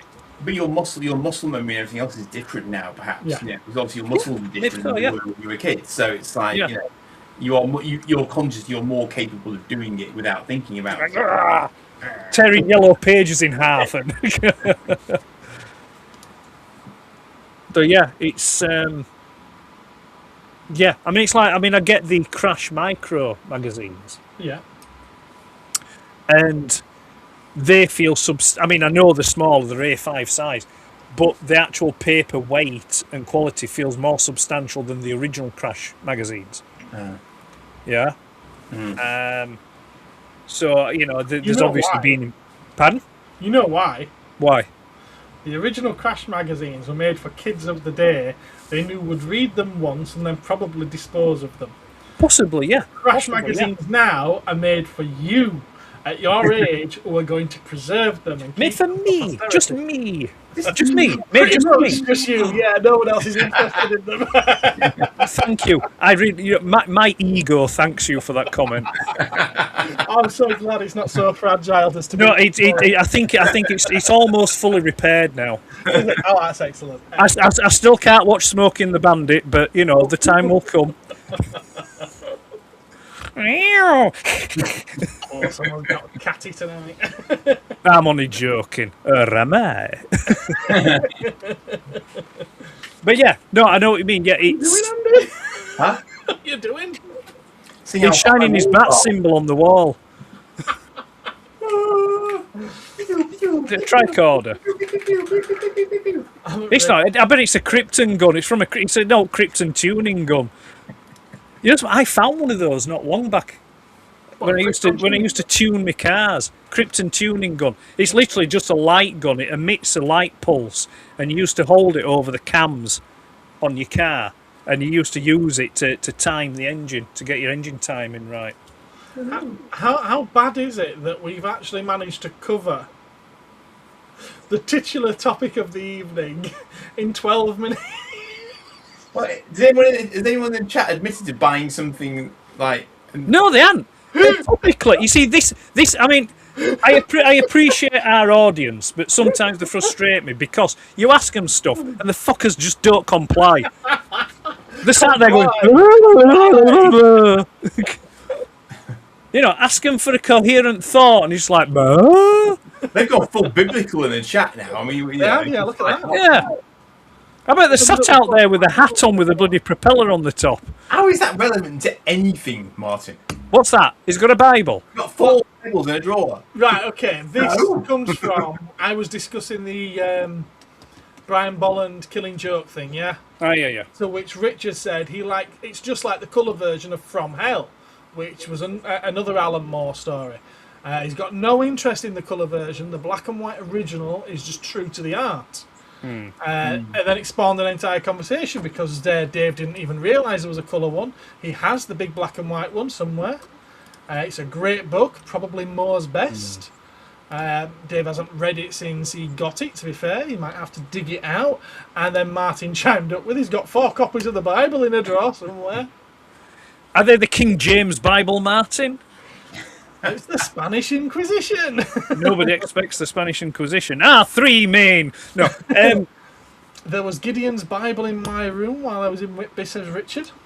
Gideon's. I did, says Dave. Star Wars shite in the 90s. He bought a load of Power of the Force 2 and Phantom Menace stuff. Thought it'd be worth a bob or two. Don't you worry. There is some poor soul out there with the prequel preview Mace Windu figure thinks that they're sat on a gold mine. I'm the Stap with Battle Droid. Yeah. So, yeah. Yep. Yes, Ed, one is. All right, okay. You leave my hat alone. You know something? I don't know why, but I could see Lee wearing one of those hats. But it has to be in black. Yeah, Oh, yeah.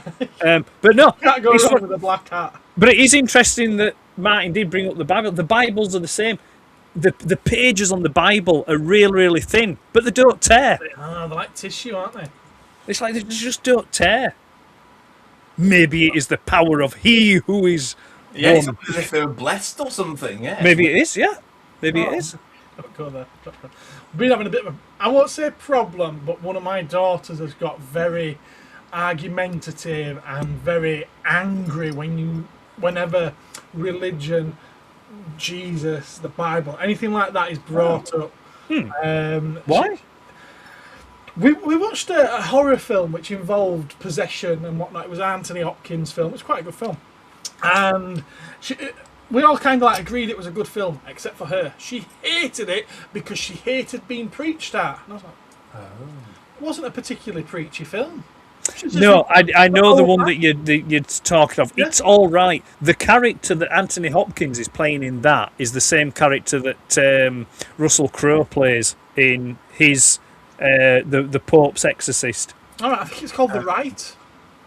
Yeah, it's called The Right. Yeah, it's they are allegedly based on true stories. Right, I think it says something like that. Yeah, but she was going on about how terrible it was and how it was preaching to us. I wasn't preaching to you at all. You know, I didn't find. No, it's not preached. You know.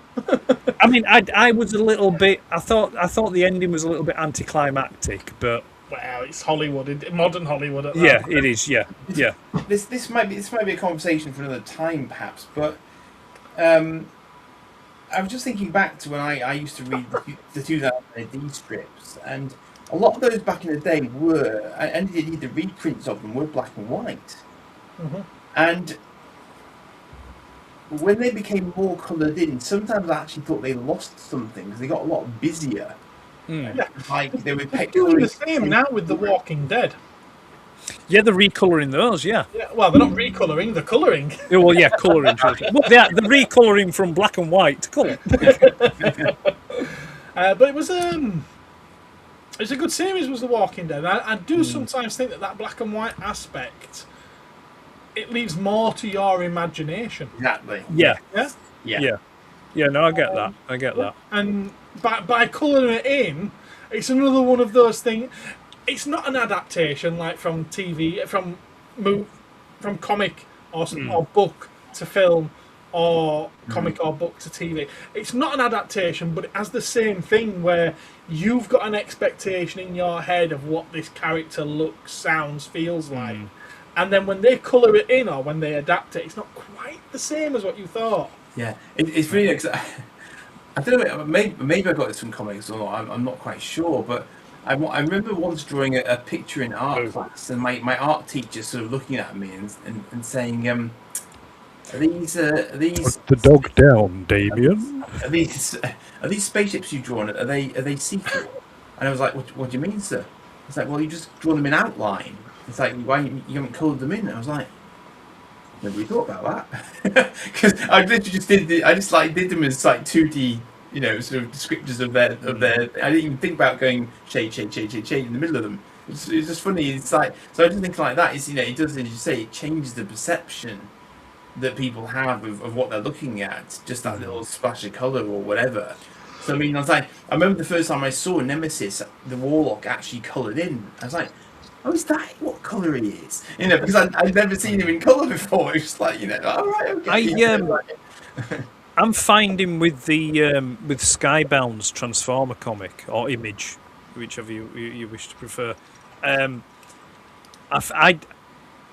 find them over-coloured, and I find the artwork horrific, but also as well, the paper quality. The paper is shit. It really is terrible paper quality. The American comics are always quite. It feels really.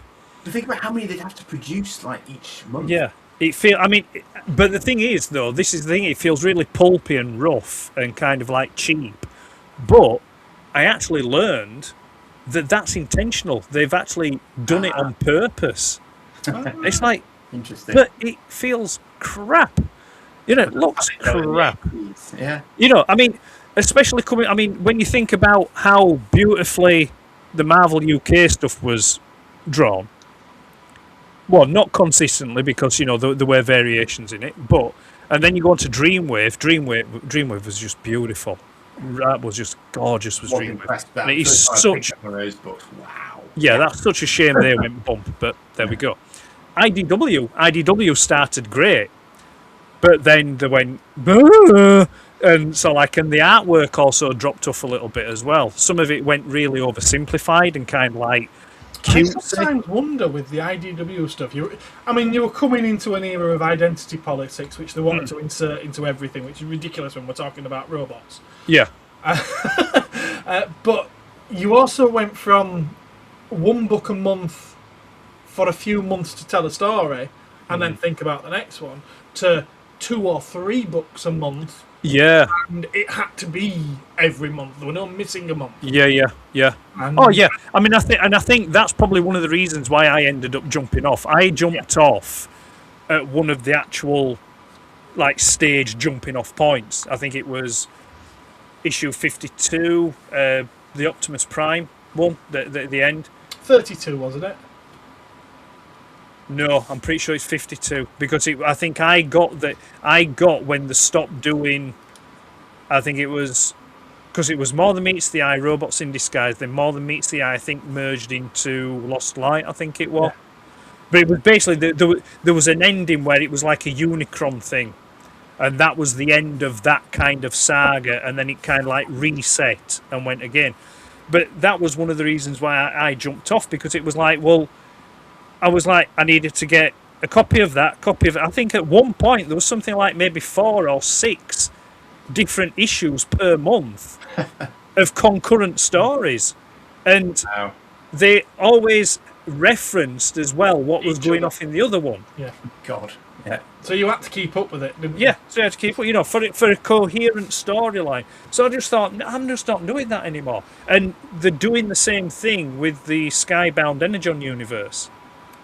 Now, it's not as involved as what IDW was doing, but there are still issues. I mean, I've looked into it where you'll have gaps, and why is that happening? And it was blah, blah, blah, you need to read this G.I. Joe one, or you need to read this whatever. And it's I'm not really annoying. Yeah, I'm not doing that. I don't want to do that. I don't mind the crossovers, but do it in the same thing you're reading. It's Yeah. I mean, the old Marvel UK one did it once, and it was the Action Force story. It was when they found Megatron in London. In the Thames. Creeping around. Locked in. Wasn't he locked in together with Centurion after that battle? Yeah, I think it was something to do with that, and then because he was all beat up and kind of a bit like, But yeah, it didn't make any sense, who'd write a story about having a robot in London? Oh, Battersea Power Station. That makes a lot of sense, doesn't it? To be fair, Doctor Who did it first. Yeah. Doctor Who makes sense. Wasn't that the issue then. Wasn't that when the issue when Richard Branson canonically appeared in Transformers UK? Do you Yes, remember? well, in the Hatchet Partworks, he's been written out. It's not Mr. Branson anymore. Oh, really? Yeah, Really? they've taken his beard off and they call him something else. I can't remember what they call him. Really? Yeah, but yeah, you can still, when you look at it, you can still tell it's Richard Branson, but they've, you know. That's really what you remember, isn't it? I've no idea why that pops into my head, but I do. Yeah, well, remember it's, With us, and you got excited because you mentioned G.I. Joe. it was Richard Branson and his company that was there to salvage, yes. out of the Thames, Yeah. to lift it up, kind of thing. But yeah, no. So I mean, yeah, it's going back to the original question. Then yeah, comics, no. Just 608 Batman is the only one really that I bought. I did buy, back when the Batman movie came out, back in '89, I did have a glut where I did buy a lot of Batman comics, because it was the whole Batman mania, Batmania thing. I've got the movie adaptation still. Yeah. But they've all gone now. I've sold them on, which unfortunate really, because I found myself over the past couple of years thinking that I'd like to read those stories again. I mean, anything. My favourites back then were always Wolfram, Aparo, and DiCarlo. Those three did some really, really good stories. Like Penguin Affair, and that was a great story. And just the way that they drew Batman in those were just really, really good. So it would be nice to pick those up and read them again. Very, very good era for Batman, was that? It was, yeah. Very good. And they were cheap money. I think they were about 50p. There was a, again, I'm going to say it again, but unfortunately, there was a newsagents in Falmouth. Cornwall. Yeah, down in Falmouth.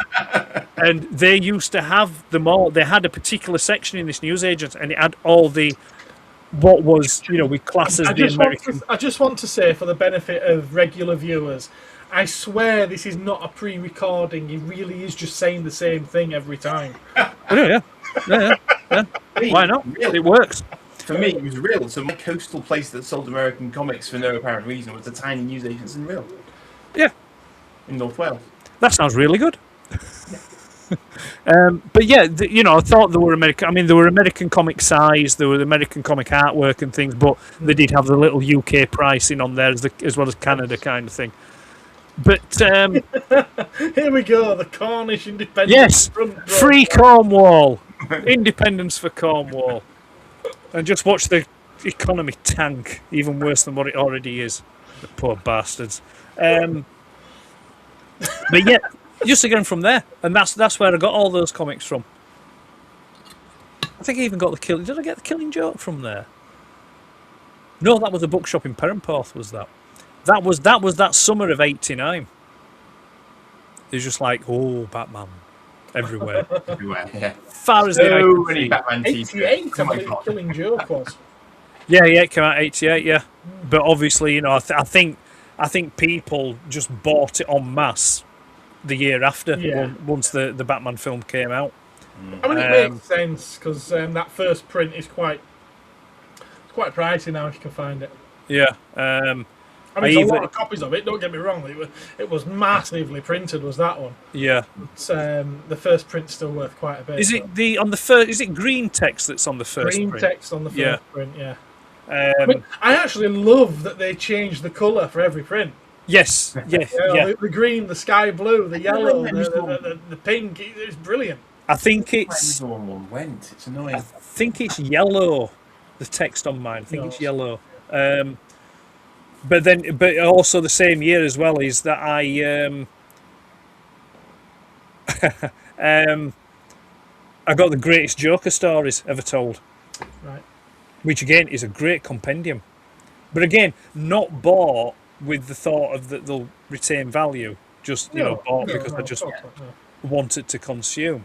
I don't think anyone was buying stuff for speculative reasons back in in the 80s, early 90s. No. But I mean, they haven't really started going up, have they? But the thing is, though, I mean, I think perhaps, and I don't mean this in an awful way, but perhaps a lot of people currently now are a bit deluded in collecting stuff thinking it will become valuable. You know what I find amusing, because I'm in quite a lot of these Facebook groups, and you see it all the time, and it's the same people chasing these comics, and obviously they're buying to speculate because they're not interested in the ones that haven't gone up in price. They're only interested in the ones that have. Yeah, so they're not buying them to read them. They're not buying the new Absolute Batman because it's supposed to be good. They're buying it because it's gone from a £5 comic to a £100. Well, bragging rights. Well, yeah, there is that. Yeah, there's bragging rights. A good example of that is, oh shit, I've just forgot the issue number now. Oh Christ, the UK Marvel Transformer comic, the first appearance of Death's donkey's years. That were worth piss all. And then one day, I remember getting up one day, looking, and suddenly people are paying silly money for it. It's like, what's happened overnight that people have just started paying silly money for this? I mean, it's come back down again in price, thankfully, because, why would you want to pay, stupid amounts for it? It's not up there in the hundreds, but it's still like 60, 70 quid. Yeah, which is absolutely ridiculous. There's no need for it at all. What I was going to say is that they're obviously chasing it for the value, but if all these people that are only buying them now because it's going to be worth more money in the future all decide to sell at around about the same time, then how many of them are suddenly going to become available and on the market, and how fewer people are going to be around to buy them then? Exactly. All the idiots have already bought them. Yeah. Yeah, because they'll saturate the market. If you remember, we discussed this a couple of years back on one of the Cosmic Councils, where it's like with the diecast thing, the older diecast collectors unfortunately starting to drop off, and the money, the market will start getting flooded with diecast cars, which maybe 10, 20 years ago were worth something, but now because they'll be flooding, they won't command those prices anymore. Sorry, did someone mention pasty? Yeah, apparently Martin had a Ginsters pasty yesterday. Ginsters. Are we going with Ginsters? But oh well, I can't wait to have some slow gin later. Yeah, yeah. That I wouldn't call Ginsters a pasty. They're all right at a push, but they're not a. But you don't do diecast. I mean, I can't remember which. I think it's in the first. Is it in the first box or the second box? I've got it in there anyway. The first appearance of Death. It's. It's not really. It's not a particularly great story. It's just, I think, like I said, it's his first appearance, and I think people just suddenly thought appearances of characters that become those are deal. They're the they're the key issues, aren't they? That's why Batman issue 1 is worth nowhere near as much as Detective Comics issue 27. Superman number 1 is not worth anywhere near as much as Action Comics. That was Action Comics number 1, wasn't it? I think it was number 1 he appeared in. Yeah, it's still first appearances. Yeah. Is it New Mutants issue 88? First appearance of Deadpool? It's the only issue of New Mutants that's worth more than £1. Yeah, it's basically, and that's the thing, I suppose. There will be people who did collect the whole lot, who just happen to have that one issue now. But they But I mean, it is interesting. I find it infinitely interesting that what people will collect. Oh gosh, bastard! You're going for another high street brand, aren't you? You need a Blueits. You need a Blueits pasty, or I forget the name of the shop, but in Mevagissey, just down the little side street, just off the harbour. Gorgeous pasties there. Anyway, I find it, like I say, infinite what people will pay, buy, and collect. I don't watch it as much now, but I used to watch quite. I think it's American Pickers, and it's those two guys that just drive around America with a van, going and visiting people. The amount of hoarders in that country is unbelievable, and the things that they hoard is unbelievable as well. Some incredible things where people just bought lockups. They just bought storage, and they in it everything from someone's childhood in boxes. Mint. Yeah, and it. I think it's very telling. I think it's very telling that in the last, this week alone, and we're only on Wednesday, this week alone, I've turned down 5 because I kept, even though I've been away for a few days, all calls come through to my mobile. I've turned down 5 large collections of Funko Pops. Hey. Yeah. People are wanting to get rid, and the fact that 5 of them this week Trying to liquidate. are trying to get rid. And they're also saying to me, well, if you're not going to buy them off me, do you know anywhere I can take them? I was like, the only place I could have recommended to you has now closed down. You know, because all he sold was Funko Pops and nobody wants them. What I would have said is, you may as well flush them down the toilet because that's what you did with your money when you bought them. Place, yeah.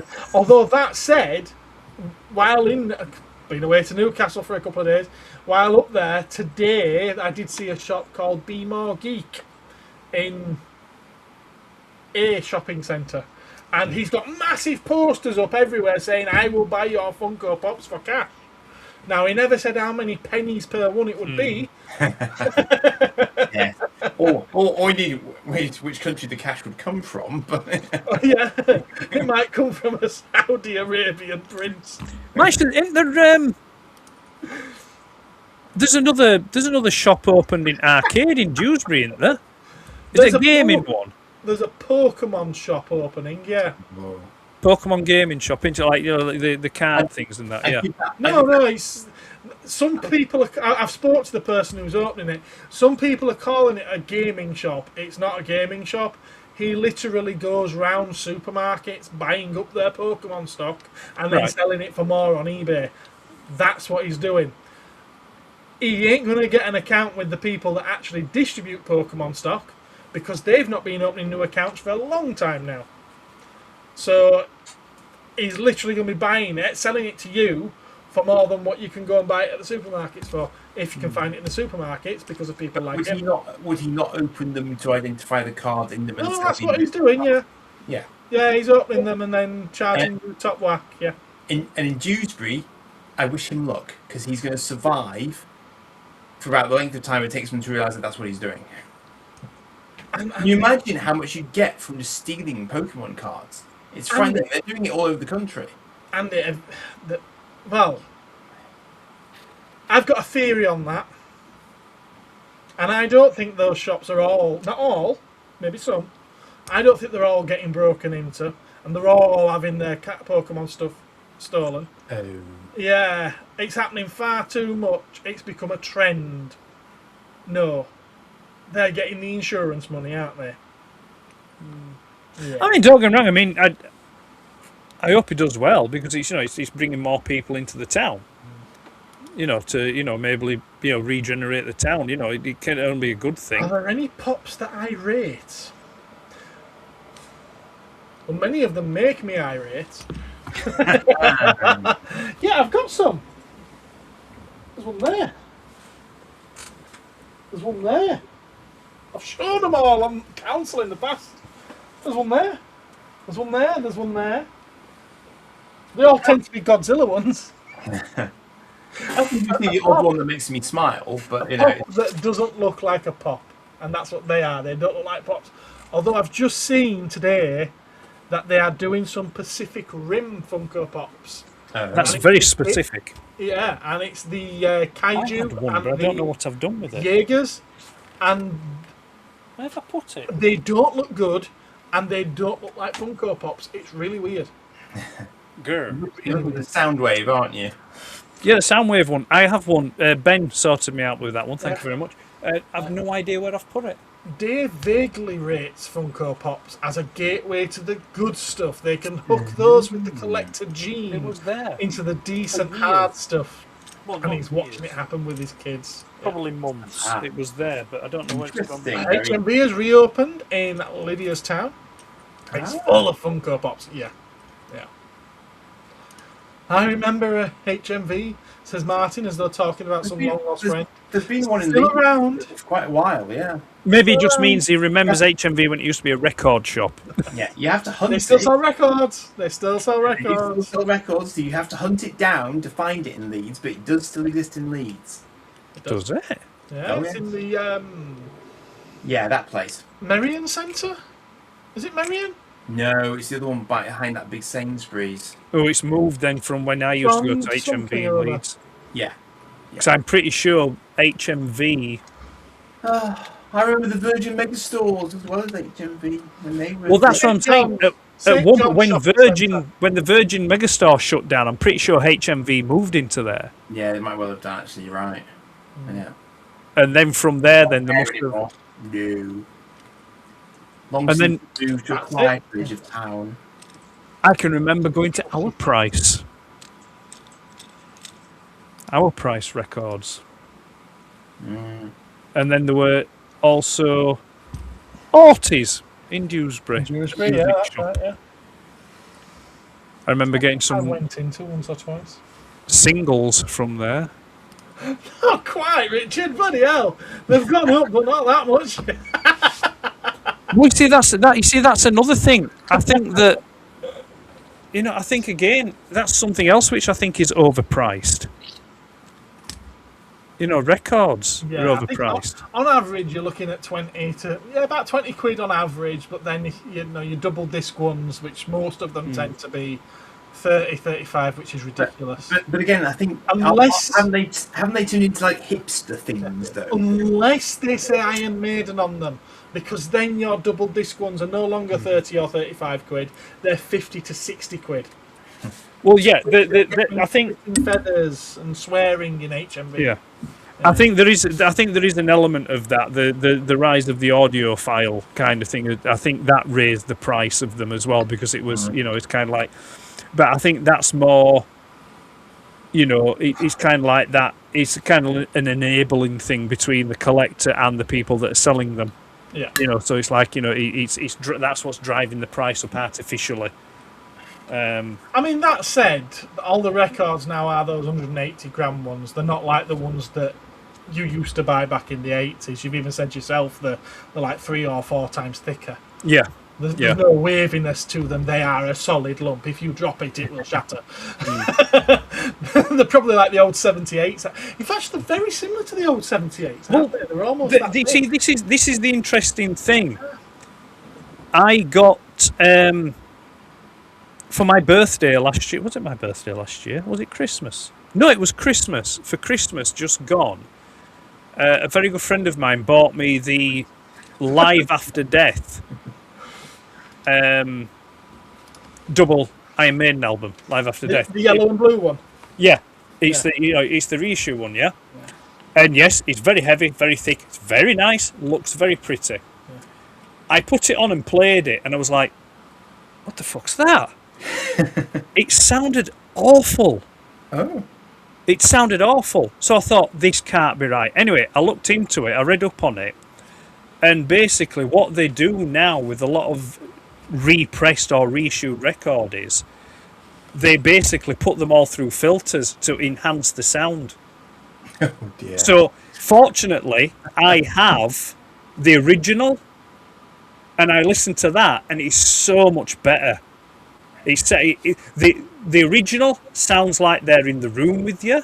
This new version sounds like you're listening to them through a little thing like that. It sounds terrible. It sounds absolutely awful. But it's supposed to be the latest in technology and sound processing to give you the clearest, crispest sound, and it just sounds awful. It sounds just really tinny and really kind of like soulless. Okay, I've not experienced that so far. I don't have that particular album though. I've got an original. Well, I say an original. It's probably not a first pressing, but I have one from back in the day, shall we say? Yeah. I mean, even I quite like the yellow and blue one because I'm a sucker for coloured vinyl. Yeah. Even the CD copy that I've got of Live After Death sounds better than that new. Well, CD's still the best way to listen to music if you want it to sound clear and true. It's still the best way to listen to it.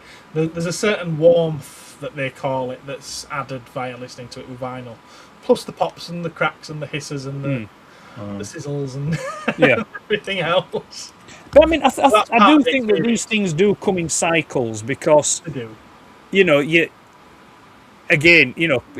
People go through and say, right, it's all about vinyl, then CDs came along and cassettes. I mean, there was this thing last year where cassettes were supposed to be making a big comeback, but I don't think it ever materialised, which is a shame, really.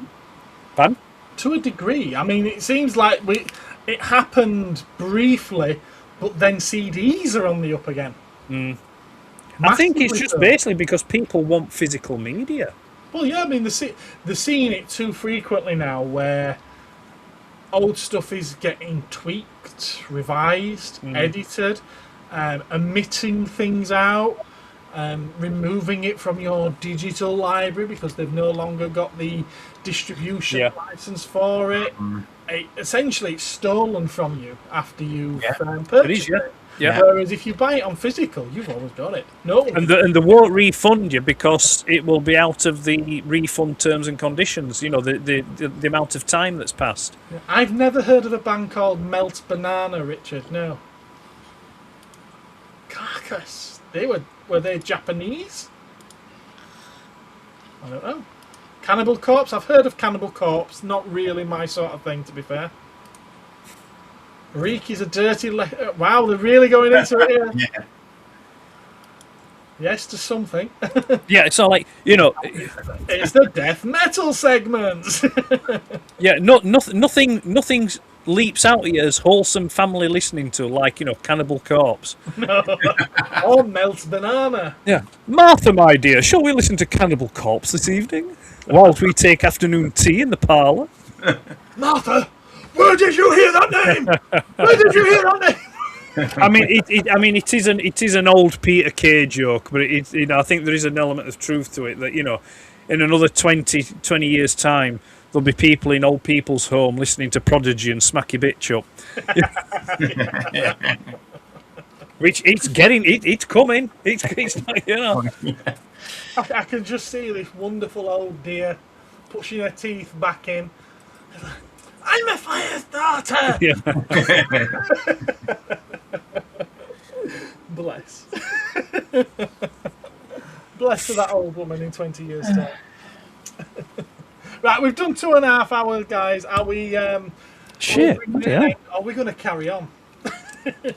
No, because I'm going to be a puddle on the floor in a minute. Go home now. It's a good way of losing weight. Apparently, is sweating it out. Well, save your time. No pickups. No pickups. Right. Okay. Fair enough. Actually, no. Sorry. Yes, I have got a pickup, but I can't show you it because it's over there, bolted to the loft hatch. Basically, because at the weekend, I was nearly the pirate vault keeper of Iacon. Oh. As the loft ladders that I had decided to fail and nearly took my leg off. Well, I'm glad that they didn't. Yes, Monsieur Guillotine. Otherwise, you'd never get out of the house, would you? No. So yeah, so it's like I've got I've got some nice new shiny spanking ladders, which are doing the job, and that's it. Workout to lose weight. We all sit here on chairs. Let's go to a sauna. Apparently, that's what we do now. Yeah. I went to a sauna this morning. I told you that earlier. That's You why went to a sauna? I went to a sauna. Well, I went to the hotel we stayed at has a gym and a swimming pool. So the girls wanted to go down to the swimming pool. We went to the swimming pool. They kind of like just stuck in one corner. Bless them. They didn't swim up and down the lanes. They just stuck there. But yeah, I did walk into the sauna and try that out. I can't breathe. Where's the air gone? I managed all of 3 or 4 minutes, to which I came out then, and I cooled down in the jacuzzi. It's like, can somebody smell bacon? Yeah, steamed bacon. Go on then. What have you each got coming up, if anything? I think Andy was showing some pickups. It was I was, but no one cared. So gesticulating them at the screen. Okay, I'll pop him on Biggie. This was also another pickup, and that is a gratuitous hint at my Thursday video, basically. More Terrorhawk stuff, which I do Is apologise. the parrot going back then, Ed, or are you keeping it? Yeah, and these were just what I picked up from Cromford, basically. Machine Man and Fire Lord, as featured in an earlier video of mine this week. Which I watched. Night, guys. Got work in the morning. Great stream as always. Take care, Ben. Look Night, after yourself.